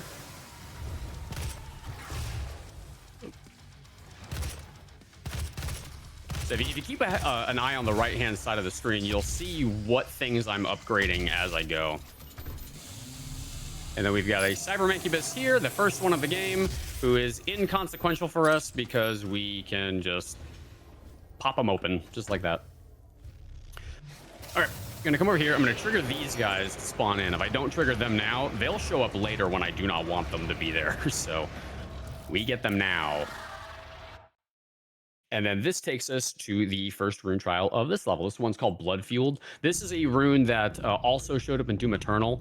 Far more useful in Doom Eternal than it is in here. This game, not really all that useful for us. We'll only have this equipped and as long as we need to in order to upgrade it. And then once it's upgraded, we're never going to equip it again. Not actually all that useful, but it gives us a small little speed boost after we glory kill an enemy. And of course, the challenge is I can only move for 3 seconds after I've killed something. So if 3 seconds passes without me killing something, I'm stuck in place. I can't move.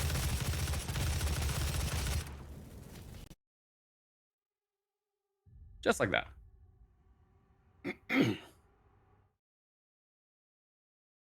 Okay, now we are going to utilize the next hub in this game, and it's one of the cooler ones, but also one of the more frustrating ones. So very mixed opinions on this one. I don't know why I didn't get a good boost there. That was strange. So we have to do a little bit of navigation through here to grab some things. We gotta grab this secret. Gonna grab this secret. And gonna grab this secret. And this secret is also a cell, so we're gonna grab the cell here as well. This cell is gonna be our first armor upgrade.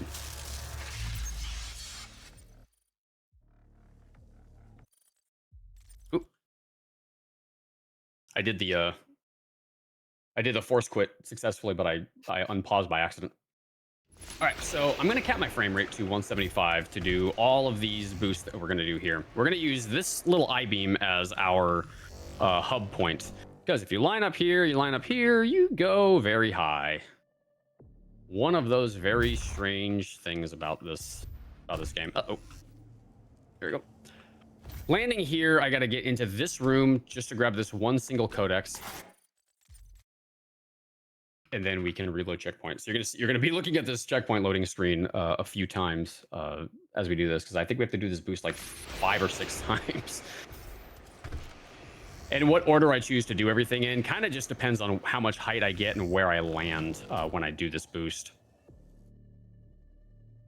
I can cap my frame rate on the fly by using RTSS and an auto hotkey script that was sanctioned by the moderators, of which I am one.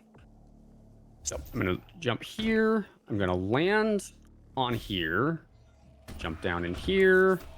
Now, I'm going to trigger this rune trial and then quit to the menu. And the reason why is because if I do that rune trial from in there, I'm soft locked. Or actually, technically, I'm hard locked. Because I wouldn't be able to get out of it. Well, I guess soft lock is I can reload the, I can restart the mission. But if we trigger the rune trial and then do it from the menu instead, we still get the rune trial, but we get to keep our old checkpoint that we want. And what's really funny about that, Darve and I both discovered that independently of each other, separately, without even like consulting each other. We both discovered that on our own. Really funny little bit of serendipity in that. So I quit back out to the menu and then I can load right back into the game. And then I'm going to recap my frame rate here. All right, we're going to jump down here. I'm going to line back up. I'm going to do another boost here. This is a little... Actually, no, this is perfect. Oh. Well, okay, so remember the part where I said this is perfect? It wasn't perfect. Dang. I blew up. Let's try that one more time. Would you like a couple donations in the meantime, Dane? Tell you what, there will be a point in the end of the end level fight where you'll have plenty of time to read. Amazing. Because this part is, I'm gonna have to kind of try to explain what I'm doing in each part. Except I keep exploding every time I do this. Yeah, if you go too high, the level disappears, and then you have to kind of see where you are, and it's very tricky to do that. Unfortunately, it's just kind of the product of being out of bounds like this. So I'm going to try to... I'm trying to go low so I keep the level loaded in, but I still like land where I want to. Okay, this looks pretty good. Okay, this is good. I'm going to land here. And I'm going to do the harder of these, because I have to land in the same spot twice. I'm going to do the harder skip right now. We're going to land on this pipe right here.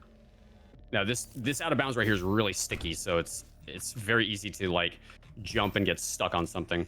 This is a very scary jump because there's a ton of kill planes right around where I'm jumping, and it's very easy to land in the wrong spot. I'm going to grab the weapon drone here, and then we're going to reload and hopefully get that exact same boost a second time, because we want to jump to that same spot again.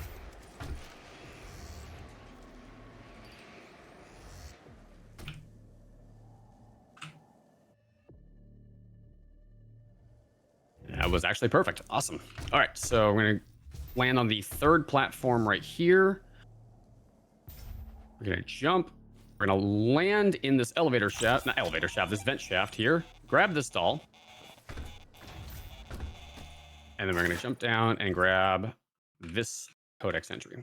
And we have to do this boost 2 more times. One of those times is to grab the BFG. The BFG stands for the Big Fluffy Gun, or the Big Friendly Gun. It definitely doesn't mean something else. I'm in the wrong spot. There we go. A little high. Uh-oh, I'm going to land in the... oh, we're good. I managed to not fall into the wrong spot. I'm going to clip into here, jump up, and grab the big friendly gun. All right, and then we are going to go into the very last fight. Now I'm going to actually swap out my runes because I want to start upgrading these in this last fight. Oh, and I also want to grab this fuel. I need this because we're not going to come back here unless I screw this jump up somehow.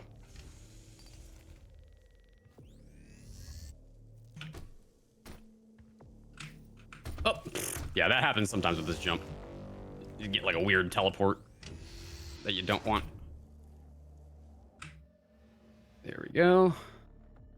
That looks pretty good.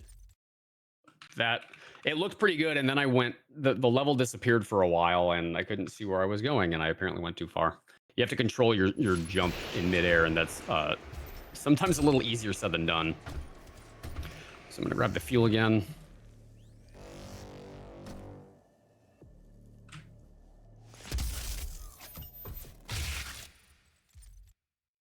What? I'm not sure what happened there. I didn't know there was a kill plane in that spot.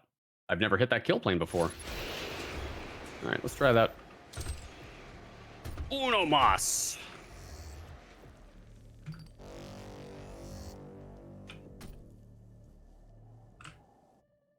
There we go. This is good.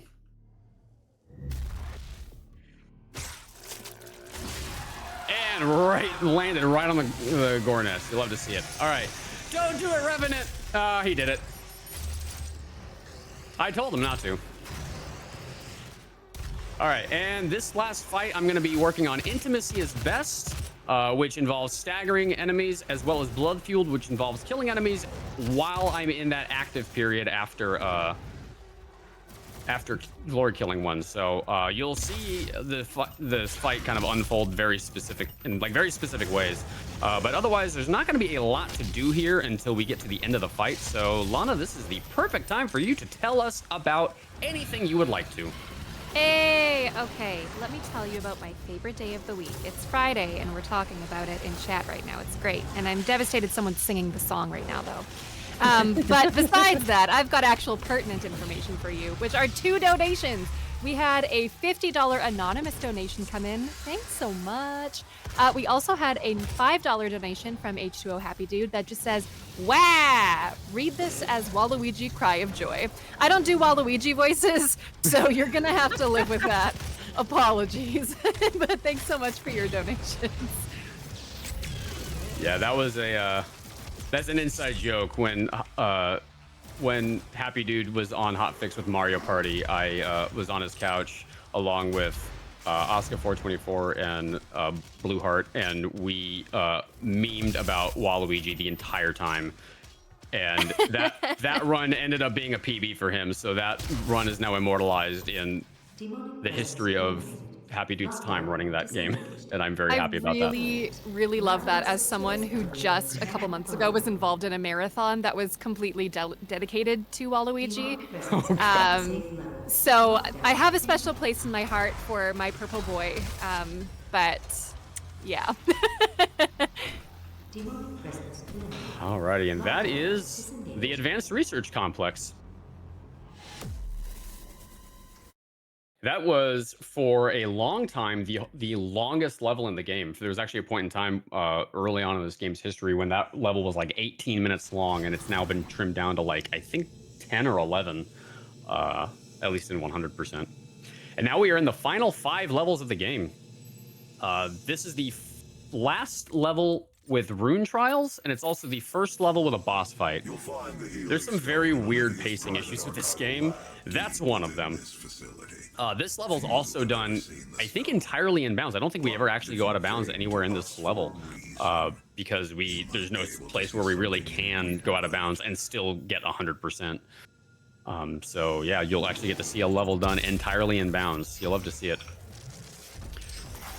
So this first part of this level is cool because I'm going to get 3 things done at once right here. I'm gonna swap mods, gonna jump down here, wait till this guy spawns in, release a heat pulse, glory kill this guy, and send a BFG round down there. That's getting ticks on Blood Fueled, on Intimacy is Best, and it's getting a mission challenge done all at the same time. It is one of the most efficient moments in the run. and as such, one of my favorites. I'm going to reload checkpoint and collect this same ammo box over and over and over. We're actually going to finish upgrading ammo boost by doing this. And you'll know the moment it happens because you'll see a big gold flash over on the right-hand side when it does. It's mostly done at this point. I don't think we'll have to do too terribly much reloading to get this, but this was actually Darve figured this strat out. We conceived of it a long time, for a long time, but it was never really faster until Darve figured out, oh, this checkpoint spawns right next to this ammo box, and so it's actually very fast. I'm at 499 out of 500. You got to be kidding me. All right, I'm gonna grab one piece of ammo in this room, and that's gonna finish that off. There we go. Just like that. All right. So this fight is another one where we have to do another mission challenge. So I am going to keep an eye out. We got to get 5 different glory kills on these guys. There you are.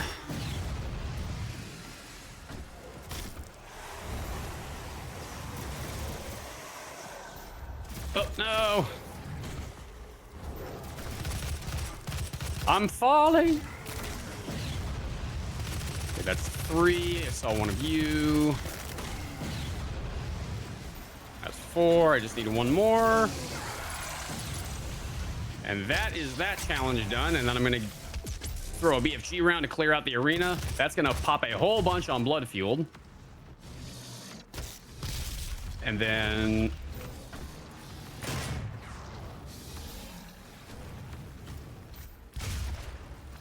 oh, I should have glory killed that Mancubus, actually.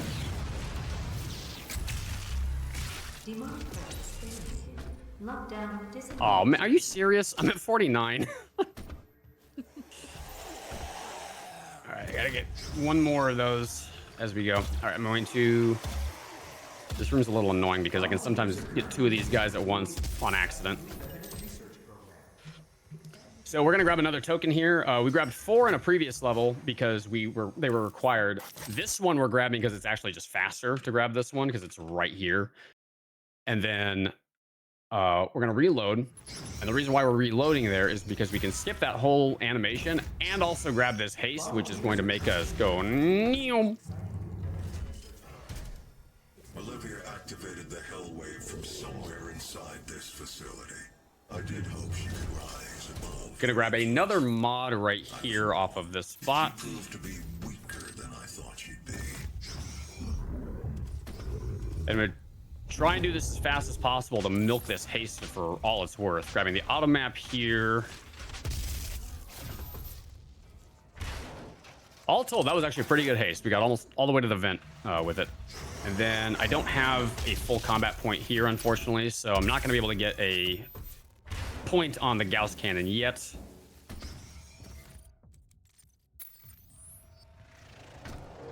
And we're gonna grab it there. So this is now going to be, I have to kill 3 enemies at once with the siege mode in order to get a point on that, and I need to get 10 points on that in order to fully upgrade it. And that'll be pretty easy to do with the DKSMS tech that I talked about earlier.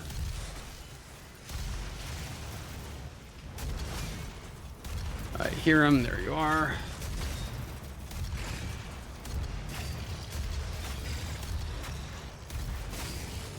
These guys love to crowd. There we go.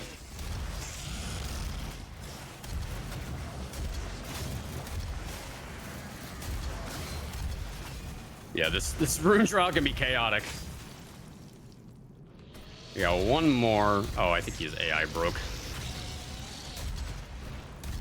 Woo! Got him. Alrighty, and this gives us the Rich Get Richer rune. This is another one of those middling runes that we don't really care all that much about. What it does is, as long as we have 100 armor, we will have infinite ammunition. No, I'm not joking. So I'm going to actually swap that in. And yeah, this is a very broken little rune, to the point where they did not put it in Doom Eternal. All right, gonna get another tick on Mobile Siege here. And now we are going into what I call the surgery room, Demonic presence at unsafe because there's a Mecubus on a surgery table right here. Now, what I'm going to do here is I'm going to start getting headshots. Because I need to get 50 headshots on this thing. I'm only at 26 right now. And doing this with quad equipped is nice because, you know, you can do a lot more damage and rack up a lot more points quickly.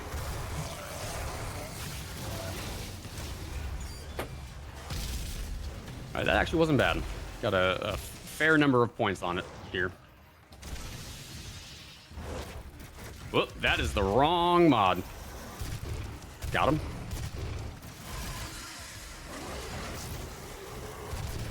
Stun, thank you.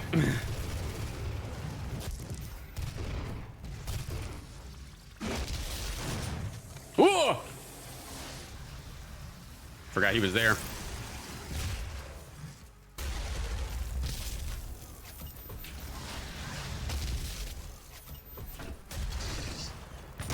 Oh, one of them did not die.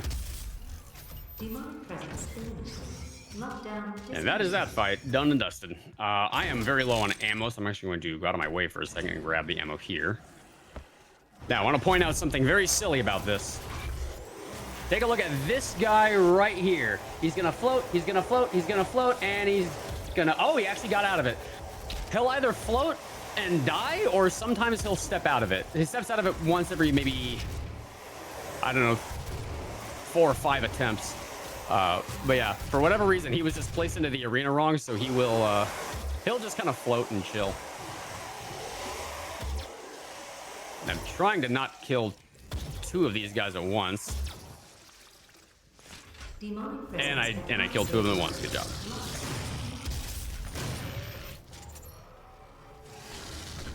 Oh, fun fact, you can push that button through that panel. Because, yeah, game's very well made. Walls are still a suggestion. I love it. They are always a suggestion, never a definite. Oh yeah, with ammo boost fully upgraded, that's a BFG round. So the game will randomly drop BFG rounds for us now that we have ammo boost upgraded. And now you see why this is a slightly broken rune. So yeah, the combination of ammo boost, vacuum, and rich get richer equipped makes you nearly immortal. It's pretty silly. All right, we have got a very long cutscene where we learn some things about some stuff. Oh yeah, let's play some Candy Crush. So let's see. Samuel, he led them to his tomb. Please, we can overcome Nice. this. Promise. Do that The here. gate will be opened as This planned. here. Okay, that's enough of that. My mom would be a very good Doom speedrunner based on that. What's really funny is, so that's their, it's actually a mission challenge to do that. Obviously, in a normal run, we just interact with the computer real quickly and then quit out of it. But this is a marathon. We gotta do it for the memes. We gotta play some Candy Crush. Themed around Doom. And now, we skip most of the cutscenes. I mean, the cutscenes that we do have to watch are usually pretty short. This is the one really long cutscene that we haven't been able to route out because we have to do the fight that immediately succeeds this cutscene. So we have to sit through this cutscene, which is a little frustrating. But the nice thing is, it gives us plenty of time to learn more about the charity that we're doing and read off any donations we have. Ooh, absolutely. I got you covered. So let's talk a little bit about that charity, okay? So we are currently raising money for Point of Pride. And if you don't know what Point of Pride is, they are a trans-led 501c3 nonprofit organization, and they've served tens of thousands of people in all 50 states and across over 100 countries, and they provide access to gender-affirming health and wellness services. So those programs can include things such as their annual transgender surgery fund, their HRT access fund, and their electrolysis support fund. So every single donation, no matter how big, no matter how small, is going towards these incredible programs to help out some of our friends and family members in the community. So thanks so much for all of your donations, everybody. They're going to such a great cause, and keep them rolling in! Exclamation mark donate in chat if you would like the link to our Tiltify campaign. Your timing is impeccable because we just finished that that cutscene as you were wrapping that up. Totally scripted. Totally planned, chat. So yeah, as long as I keep my vision focused on these two kind of pie wedges, I can actually keep all of the spawns right in front of me, which is really, really nice. So I'm trying to get 3 of these guys in my crosshairs at the same time, and that is going to... Okay, this rune's going a little sideways. Nice. Okay, we gotta do that 3 more times. Stay there. No, sir, you're stunned. Stop that. Demonic presence eliminated. Okay, this room went a little bit sideways. We did get cluster strike done, which is really what I wanted to get done here, so all good in the hood. I'm gonna try and finish pistol right here as well. I may not be able to finish it in this spot. Luckily, there's a few enemies upcoming that will give us the perfect opportunity to finish that off.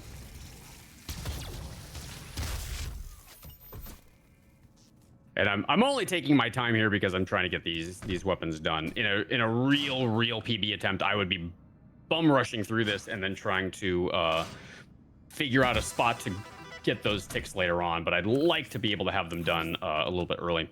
Gonna pop 2 secrets at once right here. And now normally you have to wait for this platform, but the propulsion from the Gauss cannon is gonna actually let us skip that a little bit faster. We can get out of that room a little bit early. And then, surprise! There's a demon right here. So I just need 1 more tick here. Excellent. Devastator rounds is almost done. I just need to get a few more glory kills. Not glory kills, headshots. This run's very hard to commentate and run at the same time. You're doing a phenomenal job. I love Well, it. thank you. All right, Devastator rounds is done. Oop, that. Okay, let me try that again. Okay, I've been having trouble with Gauss boosting ever since I came back to this run. When I started derusting for this marathon.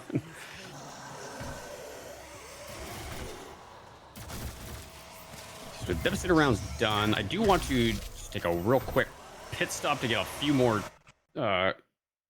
points on my combat rating, and then also get another point on Mobile Siege. This is the last rune trial in the game, and it's also the scariest one because you would think the big enemies are the scary ones in this one. Nope, it's the small ones, because if any one of those projectiles hits me, I'm toast. Wow, that was... Not only was that extremely lucky, that might be my fastest saving throw trial I think I've ever done. That was absurdly fast. So yay for me. Alrighty. And we are going into the last fight of the level before the boss fight. So, this fight is going to be another one where we can get some stuff upgraded. I'm going to swap out to IFM here. Now, IFM is upgraded by... You have to just be airborne while demons are dying, which is very simple to do. Oh, you jerk.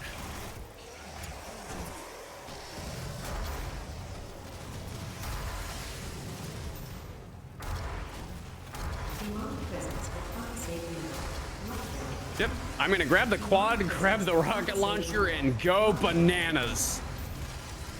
I just have to be airborne, and IFM's already done. That's how fast that can get. That can actually get maxed out. And I'm gonna re-equip Intimacy. This one's Intimacy is kind of annoying because demons have to stagger.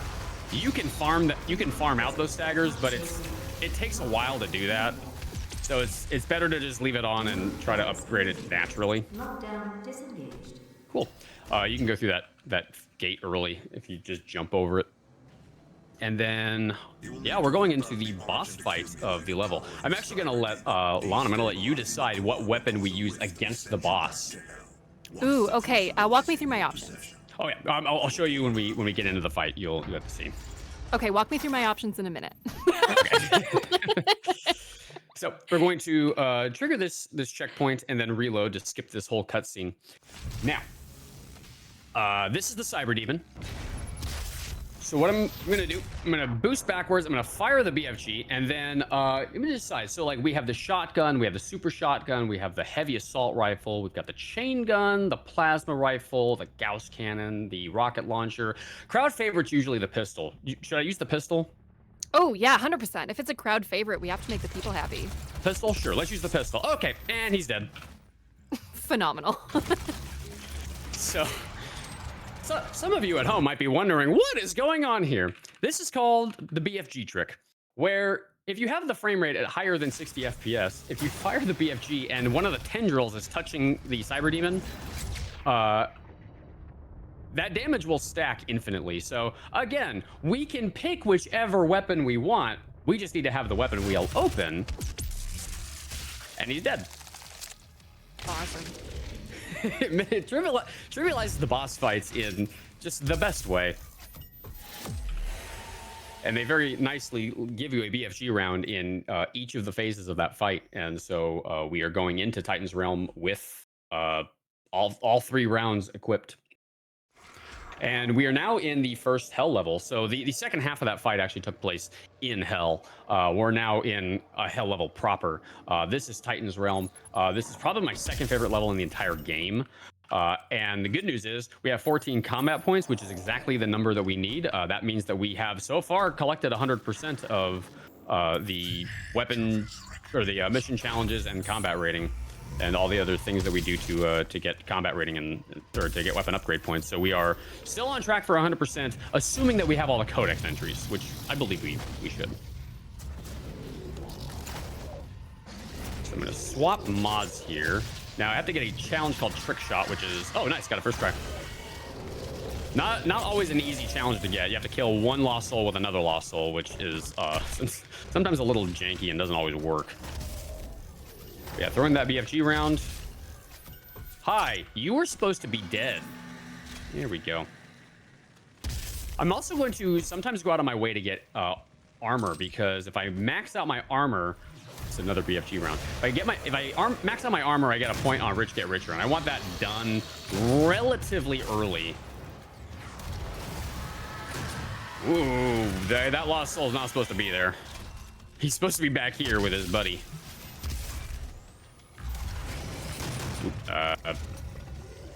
Yeah, sometimes the cooldowns are a little weird.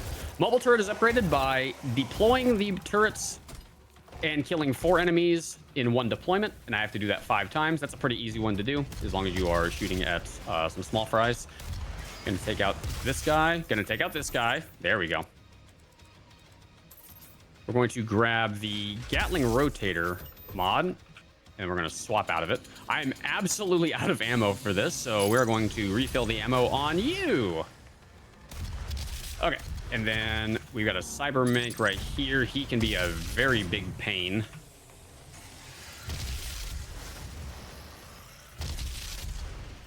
Sir, thank you.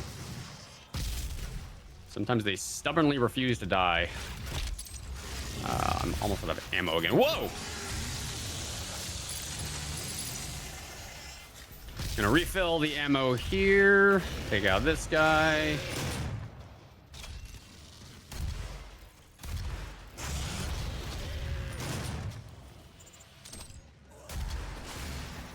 Have a rocket. All right, we're going to get 2 power-ups at once. So we got haste. We're going to come over here and we're going to grab quads. So we're moving at double speed and we do 4 times the amount of damage. The demons don't stand a chance. Spawn, please. Thank you. 3, 4. So rocket here, rocket here, rocket here, rocket here, rocket here.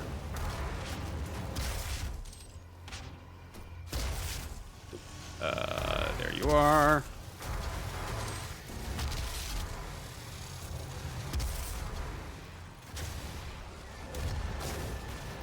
Where are you? There you are. All right, and then we have to get a death from above on this guy. Luckily, that is pretty easy to do. And since we got on the first guy, we don't need to do it on this guy either. And that is the fight. All right. Now, chat, I'm hungry, so I'm going to eat a rocket. And then I'm going to eat another rocket, and another rocket, and another rocket. I want to do a lot of damage to myself right now because we need to upgrade saving throw. And the way you do this is to get 10 kills while this slowdown effect is active. And if you throw a BFG round into this room, you can do that all at once, which is very nice. Oops, I forgot to equipment power. Here we go. Gonna boost up here, hit this secret, and then we're gonna skip some platforming by just platforming off that and doing a Gauss jump. We're gonna land in here. Now, everybody, pay very close attention to the right side of the screen. Are you watching? Are you looking? Are you looking? Looking. What on earth? How did he do that? So, if you have equipment power active and you are unable to fire your weapon, or rather you are unable to deploy equipment, you can use the you can use equipment power and like get all the ticks on it at once by just spamming the button while you are unable to deploy equipment. You can only do that with the hollow nade. If you try to do it with a regular nade, it won't work. So if you use the hollow nade, you can get all of that done at once, which is a nice little shortcut. We are going to upgrade charge burst here. This involves killing specifically mancubi. So rocket double shots, rocket double shots, and that's 2 out of 5.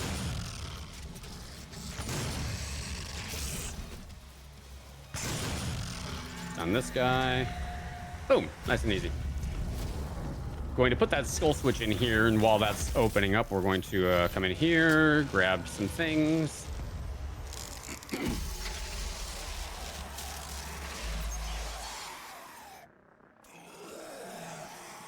And that is our second to last armor upgrade.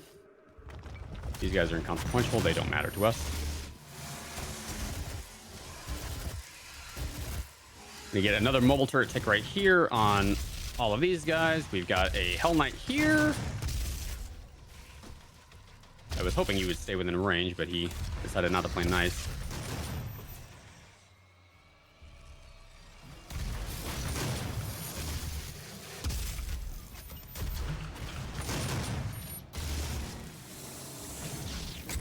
And that is that done. We're gonna throw a BFG round at this guy. Awesome. All right. So now there's a way to do this, get this next classic level from out of bounds.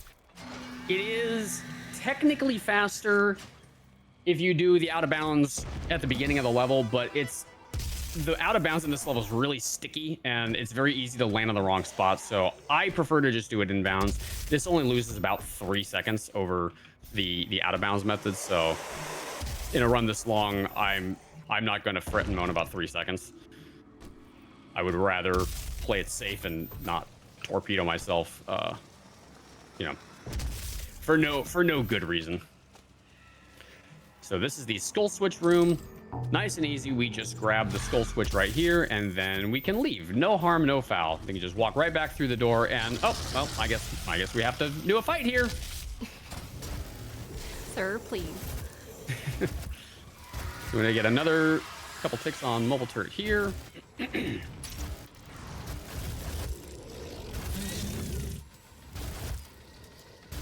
I don't want to overheat the thing, so I have to be careful about just continuously firing.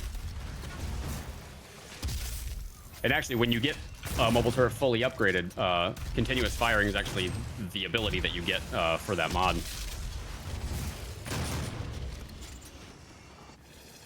And that's the fight. Alrighty. Gonna grab this Slayer's Testament here. Gonna grab this Mega Health. This gives us 200 health and 200 armor, no matter what armor and health we're at. Now this one's weird. We're gonna throw rocket here, rocket here, rocket here, rocket here, rocket here, rocket here, rocket here. No rocket here. For whatever reason, that eighth set of imps doesn't spawn. I don't know why. All right, we're also going to get the last tick on. Oh, wait, no, I'm silly. I forgot. I have.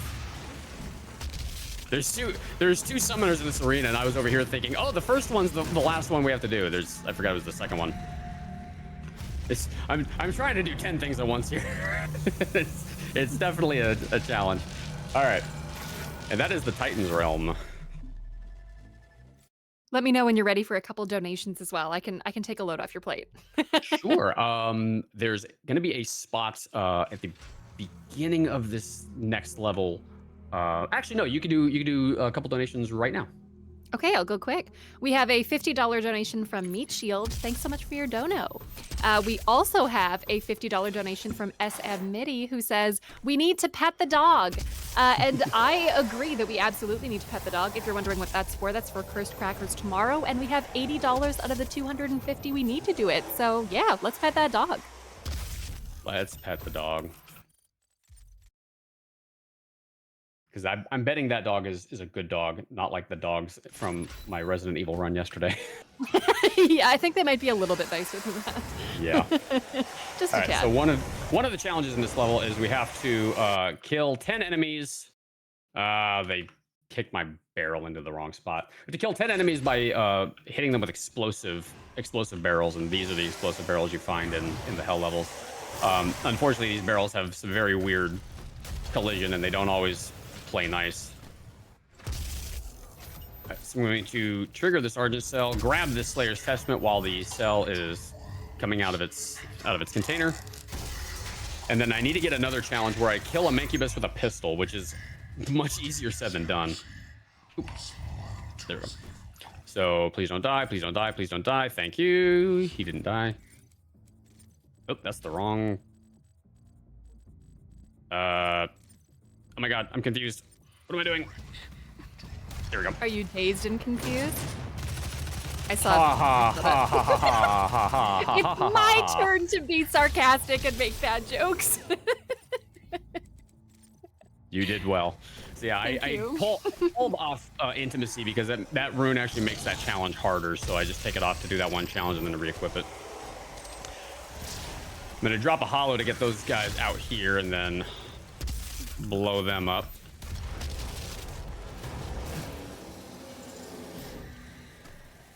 Take that out. We'll finish this challenge on that barrel right there. Excellent. And then the last challenge that we have to actively focus on for this level is I need to get this guy in the spot I want him and then take out 2 at once.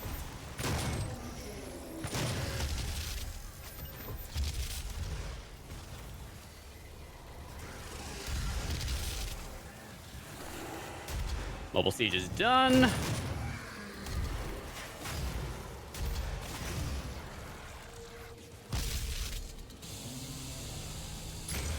And pop. So we'll grab the auto map. We'll grab the skull switch. Alrighty, and I know what some of you are probably thinking. You're probably, I mean, you've seen all the skips and everything that I've done. You think this run's probably pretty complicated, but actually it's dead simple. If you know, you know. This room is an homage to an original Doom level called Dead Simple. Amazing. Oh, there you are. Shoot, I did that early. That's okay. I can do it on you instead. So I have to kill 30 demons while they're stunned in order to upgrade the chain stun weapon mod, which is very, very easy to do. We'll get that pretty passively as we go.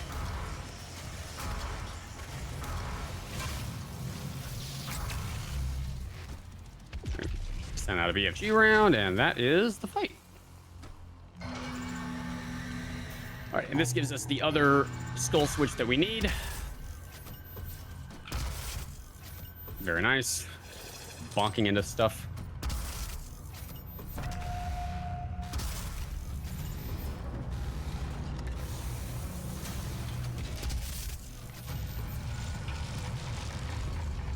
And we have to sit and wait for this this next fight to spawn in. Unfortunately, there's a way to skip this fight. There's a way to skip almost every fight in this game. Unfortunately, we need this fight for 100%, so we have to sit and just chew down the clock while we wait.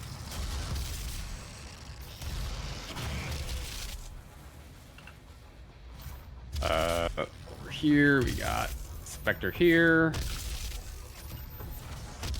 Then we're gonna get 2 Revenants and a Hell Knight.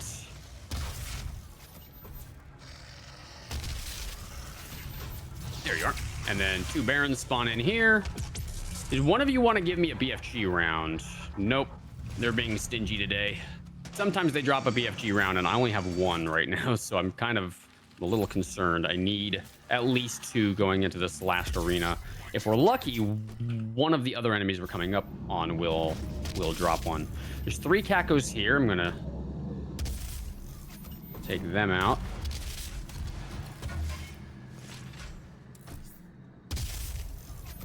Grab the secret here and then boost up.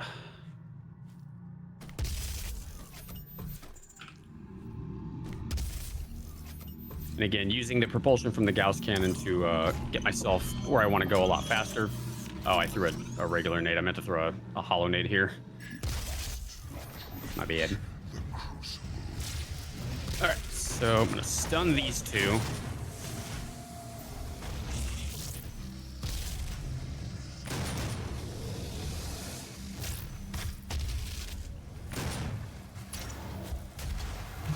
Oh, there we go. We got a BFG round.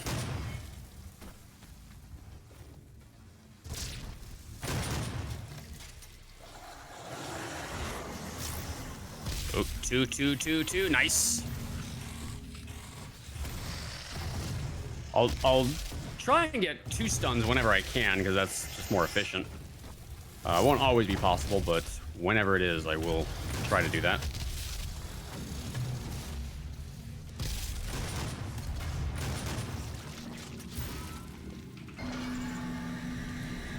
And grab this haste. We're gonna come in here. We got another fight to do that is pretty straightforward, but in a tight corridor like this, it can be pretty deadly if you are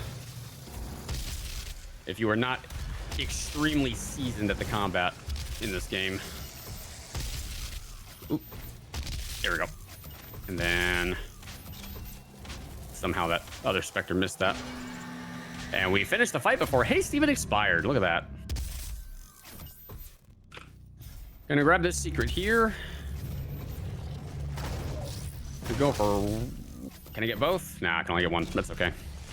We're almost halfway done with this this anyway. Rich Get Richer's done as well. Okay, I didn't... I only have 2 BFG rounds right now, which isn't terrible, but it's... Ideally, I'd have all 3, because I'm gonna lose 2 of them in this fight. So we're gonna reload checkpoint to skip this whole fight. Now this guy is annoying in particular because he has a shield that protects him from all damage, and so you have to kind of wait for him to lower his shield. Luckily, we can do this.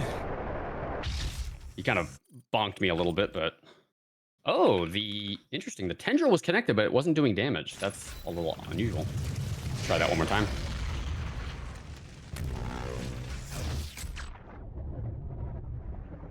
There we go. This is how this usually goes. So his health is going to drain. Kind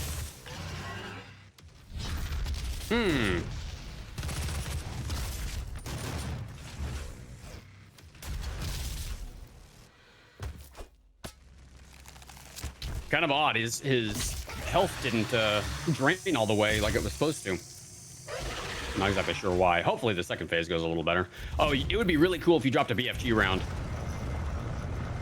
Ah, he didn't drop one. It would have been nice. All right, so once the checkpoint loads in, we are going to load in. And what's better than 1 Hellguard? 2 Hellguards! Friendship. So we're gonna fire a BFG round. Neither of these guys have that shield, which is nice. So if we fire the BFG round, let it run for a second, and then we can actually... What on earth? He like unstaggered himself. I've never seen him do that before. Anyway, so we did that setup that way specifically in order to get the fast glory kill animation twice. That saves about 6 seconds, 5 or 6 seconds. I forget exactly, but. And then we have to grab the crucible, and we are heading into the second to last level. And I'm very proud of myself because in a couple of my practice runs, I forgot something and had to go back into a previous level and load back in, and I lost like multiple minutes doing that. Have not done that once this run, so I'm very happy because I was consistently going like way over estimate every time I did that. Whee! Alrighty. We are heading into Vega. This is probably the most unusual level, like the most different level out of all the levels you've seen up to this point. And you'll see why as we go. It's aesthetically very different, and the layout is very different as well. So this door can sometimes glitch out, but if you touch that rail first and then push the panel, it will consistently open for you. It's kind of odd. It'll sometimes just stand there and cycle the one door, but not the other one. Okay. What is... So your streamer is now whiffing these jumps. So I will walk you through the process.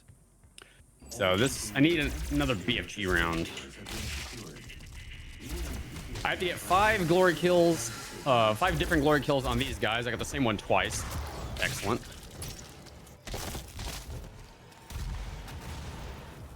I'm just gonna do that. All right, so now we're gonna sequence break this level pretty hard as well. I'm going to, oh shoot, I got in, but I fell out. How did that happen? There we go. Okay, so we're gonna do a paperclip into the wall here. Gonna wiggle through and then do a big jump. Gonna land on here. Now this part is very precarious, so I'm gonna be very careful here. Gonna jump, kind of wiggle through, hit the secret trigger so I don't fall inbounds. That would be very bad. Gonna land here. We're gonna do a big damage boost. Nice. Do another big jump here. Oh. Darn. I almost made it, but I slipped into into an opening at the top of that building. And I'm stuck. Okay, this is actually okay because I'm going to be able to get the last of this challenge done. I'm gonna just try and hope those killed all the imps. That's good.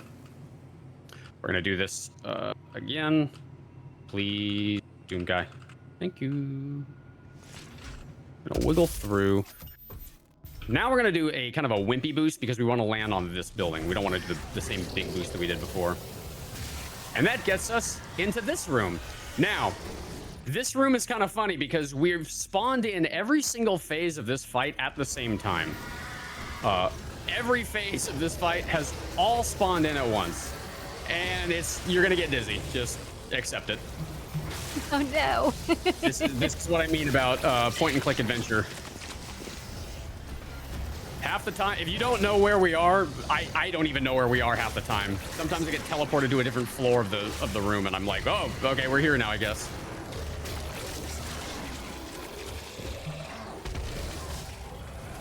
Need to get 13 more glory kills. 12 more.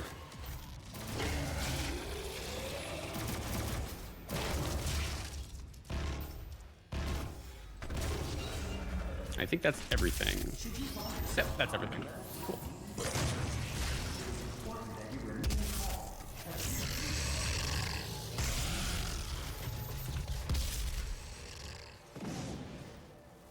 Did I? Yeah, you did. What? You're in a weird spot. He's usually farther over to the side. All right, we have to do a challenge in this level called Gore Pinata, which involves killing 3 demons at once with a grenade. Kind of an annoying challenge, but this setup, nice. That setup usually works for that, and it worked out pretty nicely there. Access granted. All right, I'm gonna go for a swaggy little skip. We're going to trigger this door, grab the map. No! Oh, I got through. Kind of a weird skip. If you do it really cool, you can get through without getting stuck on the door, but it's all good. All right, so we're gonna jump down here.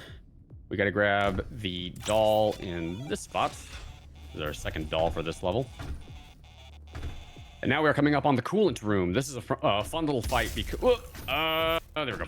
This is a fun little fight because there's 4 coolants that you have to break in order to proceed. And every casual player broke these one at a time. Core temperature rising. We're gonna break all 4 at once. Because speed. All right, I am actually short a BFG round, so I'm gonna drop down here and grab one. Come on, I'm stuck on the floor. All right, so once a whole bunch of stuff is spawned in, I'm gonna throw a BFG round, hopefully clear out most of this fight. Well, how did you not die from that? Thank you. You can now move to where my core is located. You're welcome. This All right. process. So, fun fact: you can actually get through that. Below will Oh, take you can get over that gate early. Now, cool guys don't look at where they're landing. Hey. And combat rating looks really good. I did a run the other day where I did not hit combat rating in this level. This level's really trolly with combat rating when you play through it quickly. So luckily it worked out, but hopefully we don't have any screwy stuff happen in this fight. Somehow you didn't die? Oh! Somehow you didn't die. All right, focus on my friend there. Oh, do I? I don't have. Oh shoot! Oh, and I have ammo boost on.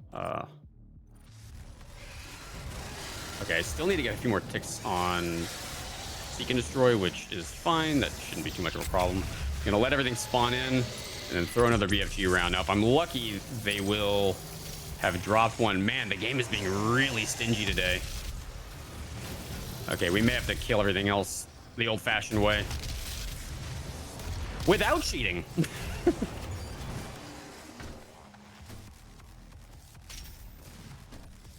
So I would like to have one more round going into the last level, but it seems the game is going to be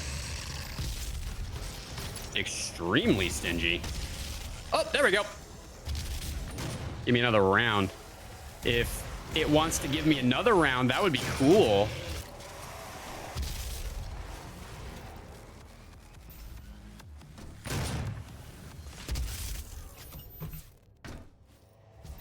Alrighty. Now you're all gonna get to see the coolest rail boost in this game coming up in just a second. We had to grab the 2 tokens in this level because grabbing the token actually counts as the secret. So that was the last 2 tokens we needed. Now you're supposed to run up that whole long tram track. However, it is faster. Oh darn it! Hold on. No, we're gonna do this. We're gonna do this. We have to do this. This is the coolest boost in the game. We have to do it. Going to line up on this spot. Line up here. Whee! Oh, I love that so much. That was actually perfect because that put us right here, and we're going to use this rail to do another boost. Core is destroyed. The vacuum of energy will pull you back through to hell.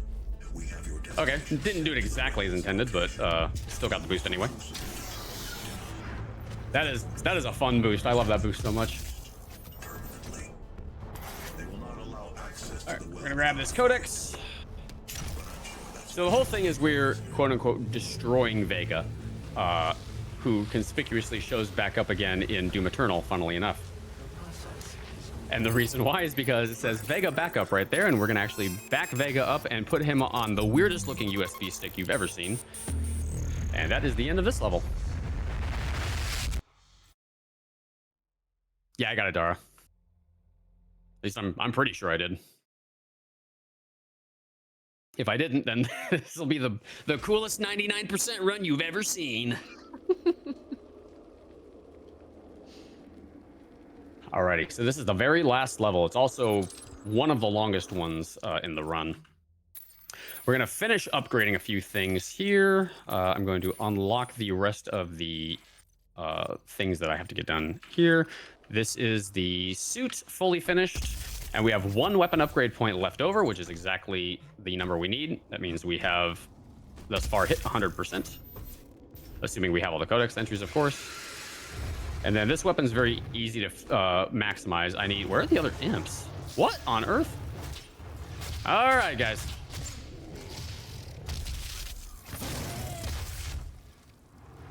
There we go. That's the BFG round I needed. Oh, apparently I got one somewhere else. Didn't even see. Okay, I need to get 5 headshots with this particular weapon mod to upgrade it. And I need to get them on Hell Knights specifically. Where's the other Hell Knight? There's supposed to be 2. Where's the other one? Oh, there you are. That's the second one. Okay. And we also have to get 25 kills with the BFG in this level as a mission challenge. That's 9 out of the way.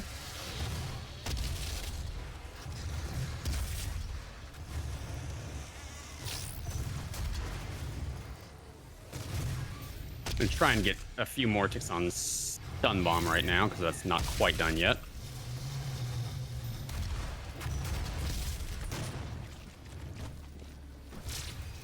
Alrighty, and 5 left. We should be able to get 5 more in the on the rest of this. All right. Yeah, there's this arena takes a little while to finish cycling. It's a little strange like that.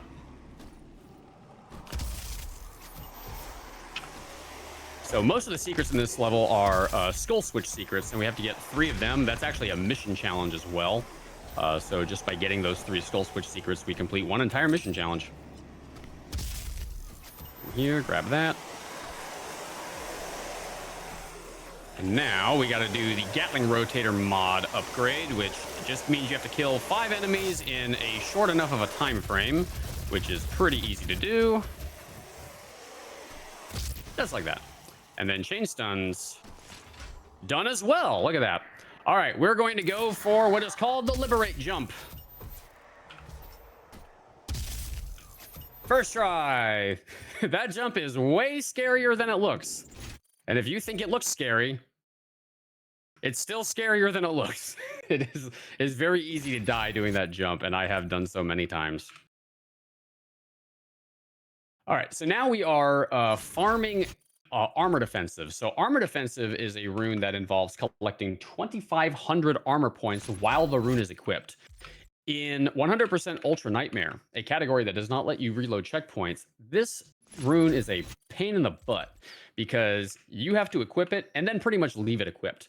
But in Classic, we can hit a checkpoint right here, have the rune equipped, and then just reload checkpoint 13 times and pick it up 13 times.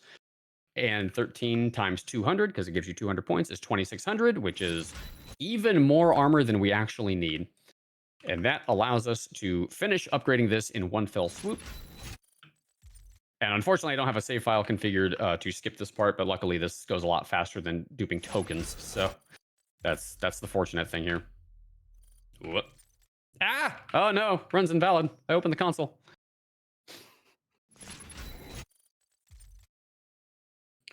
Also, big shout outs to Minifish in chat. Minifish was the 100% Ultra Nightmare record holder for a stint and is an extremely talented 100% runner. Very, very talented. Very lucky to call him a speed friend of mine. It's good to see you, Minifish. So I think we have most of it finished, but we are not quite done yet. I think I have to grab it 2 more times. I think it's 2 more times. It was 3 more times. I lost count a little bit. I'm trying to explain and count things at the same time. Maybe it was 4 more times. I've lost all count of anything, unless I already finished it and I like totally glossed over it. I already did it and I totally glossed over it. I am. Can you tell it's been a long run? We'll just say you're super efficient. I wanted to make absolutely sure this rune was done.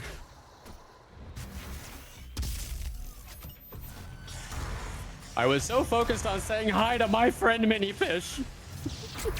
All right. So we have the quad equipped while we also have, we're using the BFG. And so the quad damage doesn't actually apply to the BFG, but it's funny to think about this insta-kill weapon doing 4 times the normal amount of damage that it normally does. That's just funny to think about. Go away. Go away. There are supposed to be some Hell Knights. I apparently did not cycle these phases as well as I'd hoped I did. We're still in the pinky phase. Where are all the Hell Knights? Oh!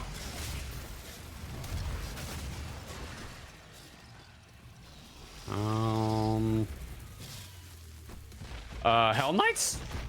There's a pinky that's stuck on something. Hi! Sometimes the pathing just does not work. There we go. There's the Hell Knights. Whoops. Oh, darn it. Okay, stay there. Don't move. Got him! All right, we're gonna go for a cool little skip here. This fight will actually cycle. Where are you? This fight's trolling me. Gonna boost, a second boost, and we got up here. Let's go. So we skipped a bunch of platforming by doing that boost like that. That boost is actually pretty tricky to get because you have to get 2 shots with the Gauss cannon on what's called a down cycle. That's a little bit too complicated to explain in this, but just know that it's a tough boost because you have to do 2 Gauss boosts while also using double jump and the thrust pad. It's I've only gotten it maybe 5 times total, and one of them was at GDQ hotfix, funnily enough. So that is 2 fights of 4 down before we head into the final boss fight. So we're gonna come in here, grab this classic level. And I'm back to full up on BFG ammo. And this fight's fun because I can dump all my BFG ammo and I will get all of it back before the end of the level. Or sorry, not before the end of the level, before the end of the of this fight. Uh-oh. Oh no. Sir, please stay still. Got it. Trying to equip my rocket launcher. Okay, I want to try and clear out a bunch of this trash that's running around the arena because I want to cycle in the phase with the big guys as quickly as I can. Okay, here we go. So I'm going to throw a BFG round, and if RNG is in my favor, the enemies will drop a BFG round. They did not. That's okay. We still have 2 more rounds. Plenty of opportunity for them to drop BFG rounds. They didn't. The game is being really stingy. Oh, they dropped one. Cool. And they dropped another. Yeah, if you get lucky, they just keep dropping BFG rounds, and you can just basically clear the fight out like this. But you are, unfortunately, at the mercy of RNG when you do this this strategy. Okay. It looks like... Oh, I got one. Cool. I'm going to grab this. So that BFG round I just picked up in the environment. I'm gonna hold on to that one. I need that one for later, but oh man, this was they're making up for the fact that they gypped me on BFG rounds from earlier. Cool, and that's the fight. And it gave me another round. Excellent. All right, we're gonna hit that secret right there. Now, we are able to skip through these Wraith animations in most cases, but this one, the checkpoint doesn't trigger until after the animation. Now, watch very carefully. You'll notice the audio desyncs right here. The reason why is because that particular animation, for some unbeknownst reason, runs at a higher frame rate when your frame rate is uncapped, but the audio doesn't play at the same speed. So eventually, the animation plays so much faster that the audio just desyncs from the animation itself. Kind of a silly little fact, but yeah. All right, and that is the last secret that we have to get. Now, this next arena's killed runs in the past because there is a mission challenge here where we have to kill 2 Barons of Hell with 1 shot. The Barons are the really, really big enemies. Whoa! All right, Pinky, Imp, or Hell Knight. Pinky, Imp, or Hell Knight, chat. It is an Imp. That particular spot, either a Pinky, an Imp, or a Hell Knight will spawn in every time. Now, luckily, the challenge where you have to kill 2 Barons of Hell at once, we have a very consistent setup for it now, but before we did, sometimes you would just have your run die in this spot because, unfortunately, there's only 3 Barons in this one arena, and if you kill 2 of them separately, you just lose out on this challenge. And it's the very last challenge at the very end of this arena, at the very end of the game. Truly a pain. I'm going to risk this because I think we're okay on... Oh, we got a BFG round too. Cool. Yeah, we're okay on phases. Cool. So we're waiting for this phase. We're going to fire a BFG round. Grab the quad. I'm going to stun this guy to lock him in. And hold still is done. That has killed many an Ultra Nightmare run. And it killed one of my classic runs once. And I got a BFG round. I got 2 BFG. Oh, hell, we can use that. Why not? And that finishes that fight. And we are going into the final boss fight. Coming right up. So we hit a checkpoint here. And we are just about done. We have 11 combat points, or weapon upgrade points, excuse me. So we are still at 100%, assuming we have all the codex entries as well. We're gonna hit this. I'm actually gonna let this audio, this cutscene play out because I got the very fortunate pleasure to meet Abby Craden, the voice actor for Olivia Pierce right here. She was actually on the couch for a run I did of this at a different marathon last year. Absolutely incredibly sweet lady. She was so nice to talk to, and she did the Olivia Pierce voice for me and Meta, and it was so cool getting to hear her do that voice. But she said this was one of her favorite scenes to record because they told her pretend like you're on fire, and so she did that loud scream, and they threw that in this cutscene, which is pretty cool. But yeah, Olivia Pierce turns into the Spider Mastermind, who you will probably remember if you played the original Doom game. She was the final boss of episode 1. And like so many other bosses from before, we are going to make very short work of her by using the BFG trick. Now, unfortunately, she will do a phase cycle here that is unavoidable unless you do a micro missile shot at her. For whatever reason, that will short circuit her cycles, and you can get to the next phase a little bit faster. But it is very odd that it only works with that. And that is the end of the fight. So time is going to be coming up as soon as I initiate the glory kill on her. Also, you can stand on her hitbox, which is really funny to me. And time is coming up. And time. Woo! And that is Doom 2016 100% Classic. So we just got the codex entry on her, and we are going to do our spot check because we have to spot check 100% to make sure that we got everything. I didn't really fully explain this part at the beginning because I wanted to wait till we got to here, but 100% involves completely filling out this dossier. So you'll notice how we have all the weapons are gold, which means they're all fully upgraded, and we have 17 weapon upgrade points. That is the maximum number that you can have if you've achieved everything else. So we've done everything on that. The suit is fully upgraded. We have all of the Argent cells acquired, all of the runes. Oh no! Oh no! I forgot Seek and Destroy. So this was Doom 2016 99% Classic. I hope you enjoyed it. Hold on, we also got to do the codex check. And we have, oh no, I'm missing a monster codex. Wait, which one am I missing? Which one am I missing?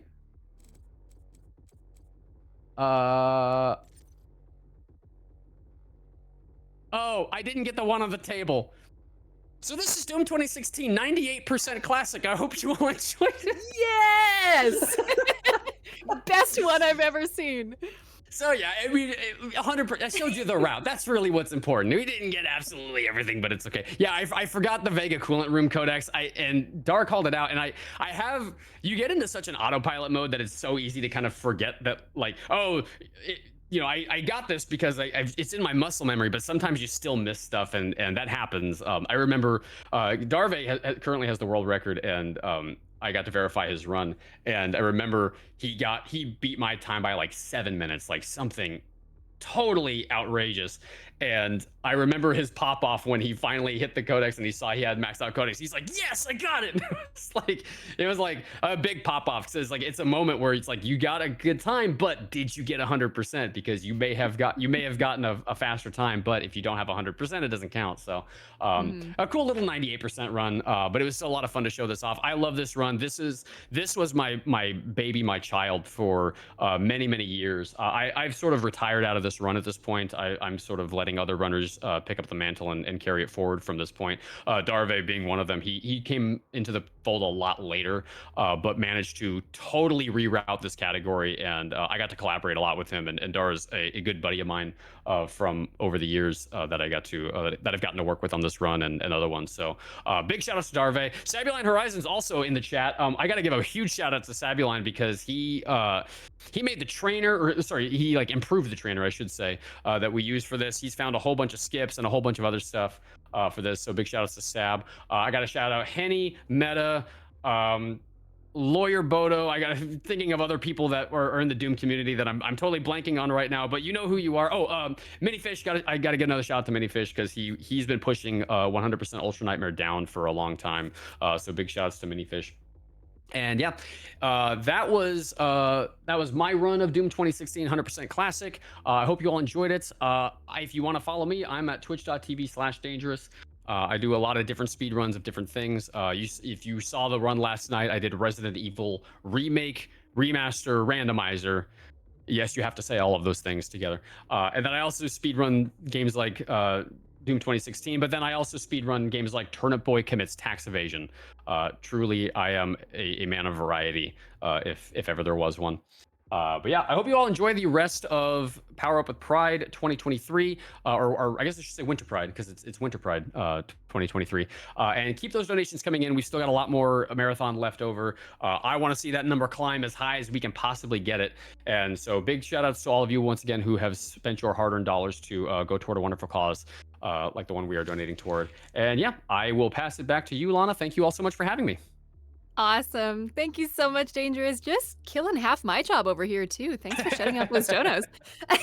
But everyone, let's give another round of applause to Dangerous for that incredible showcase of a phenomenal Doom 2016 run. That was amazing. Thank you. All right, we are going to be getting ready for our next run, but until then, you get to hang out with me for a little bit. I just want to remind everybody where we're at. If you are just joining us right now, hey, you're watching Winter Pride 2023 here on Twitch, run by Power Up with Pride. We're running from December 14th through December 17th for about 18 hours each day, and we are benefiting Point of Pride. To find out more about them, you can find the link to their site in the panels below the stream or use !charity in chat. If you're interested in donating, then you can type !donate in chat, find the schedule by using !schedule, or see the incentives with !incentives. We have many more runs coming up tonight, so make sure to hold tight and hang out with us and consider donating to Point of Pride. We would love to see your donations roll in. Also, one of my fun jobs is checking in on incentives. So we've got an incentive roundup, I'm not going to sing the whole thing. So just join along with me, okay? So let's check in. We have a couple polls that are coming up for some upcoming runs, both taking place later tonight. We have a Katamari Forever final level music bid war. And over the course of the last run, we had one take the lead. We have Shadow and Light currently in the lead as the music of choice, with Everlasting Love and You trailing shortly behind with $50 and $25 respectively. So that can switch on a dime. Make sure to get those donations in and select the poll of your choice. Another poll that is currently open is for the Chained Echoes run taking place later tonight as well, where you can choose the Sky Armor color. So we have a few choices here: red, green, orange, blue, purple. I would love to know your choice. I'm devastated to report that purple is not winning as someone who loves purple. So, hey, please do me a favor and get your donations in and pick purple, and you can make my heart happy. Um, and if that's, something that you choose to do. So those are the two polls that are available, and you can pick either one of those when you send in your donations. Don't forget, I'll call you out if you forget to assign it. I won't. Don't worry. That's not a threat. We also have two targets that are available. So these are incentives that will unlock bonus content for two runs that are taking place tomorrow. Okay. Time is still flying though. So don't there's a sentence for that, but don't let time get away from you, okay? Because we play tanks, one player, two controller. We're currently at 100 out of $250 for that one. I don't do math. 10 25ths, 2/5, something like that. We're 2/5 of the way there. So make sure to get those donations in to unlock that particular showcase because it's sure to be phenomenal. MIDI cannot let either of the tanks get hit. So let's see that challenge, okay? We also have a second target, which is Cursed Cracker's Pet the Dog. Do y'all like dogs? They're pretty cute, hey? Well, if you want to see us pet that very cute dog, then you will want to get those donations in. Another $250 for that one. We're currently at $80 out of the $250 we need, so make sure to send in your donos. Another fun reminder that we have a 2-for-1 win-win situation going on where every donation can get assigned to a poll and a target. So you can select a target of your choice, you can select a poll of your choice, and you can support Point of Pride with each of those donos. So it's a win-win-win situation. We're all winning over here, okay? So make sure to !donate in chat for the link to our Tiltify campaign. Check it out, and I will read your donos with enthusiasm. Satisfaction guaranteed.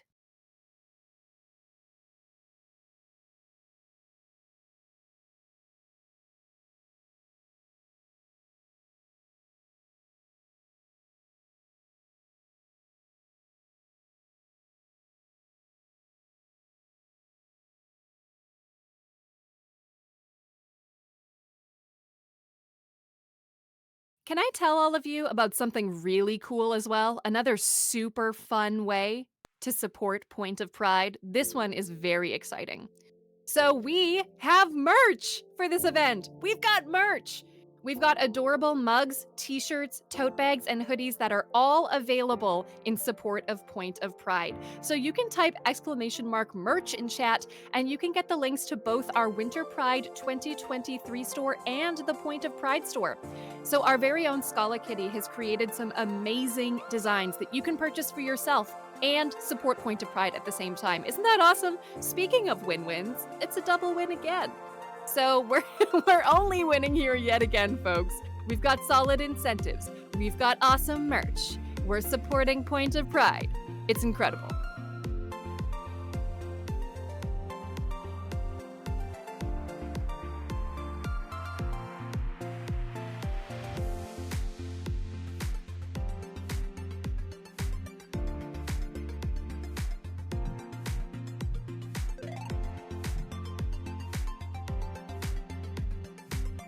Hey, chat.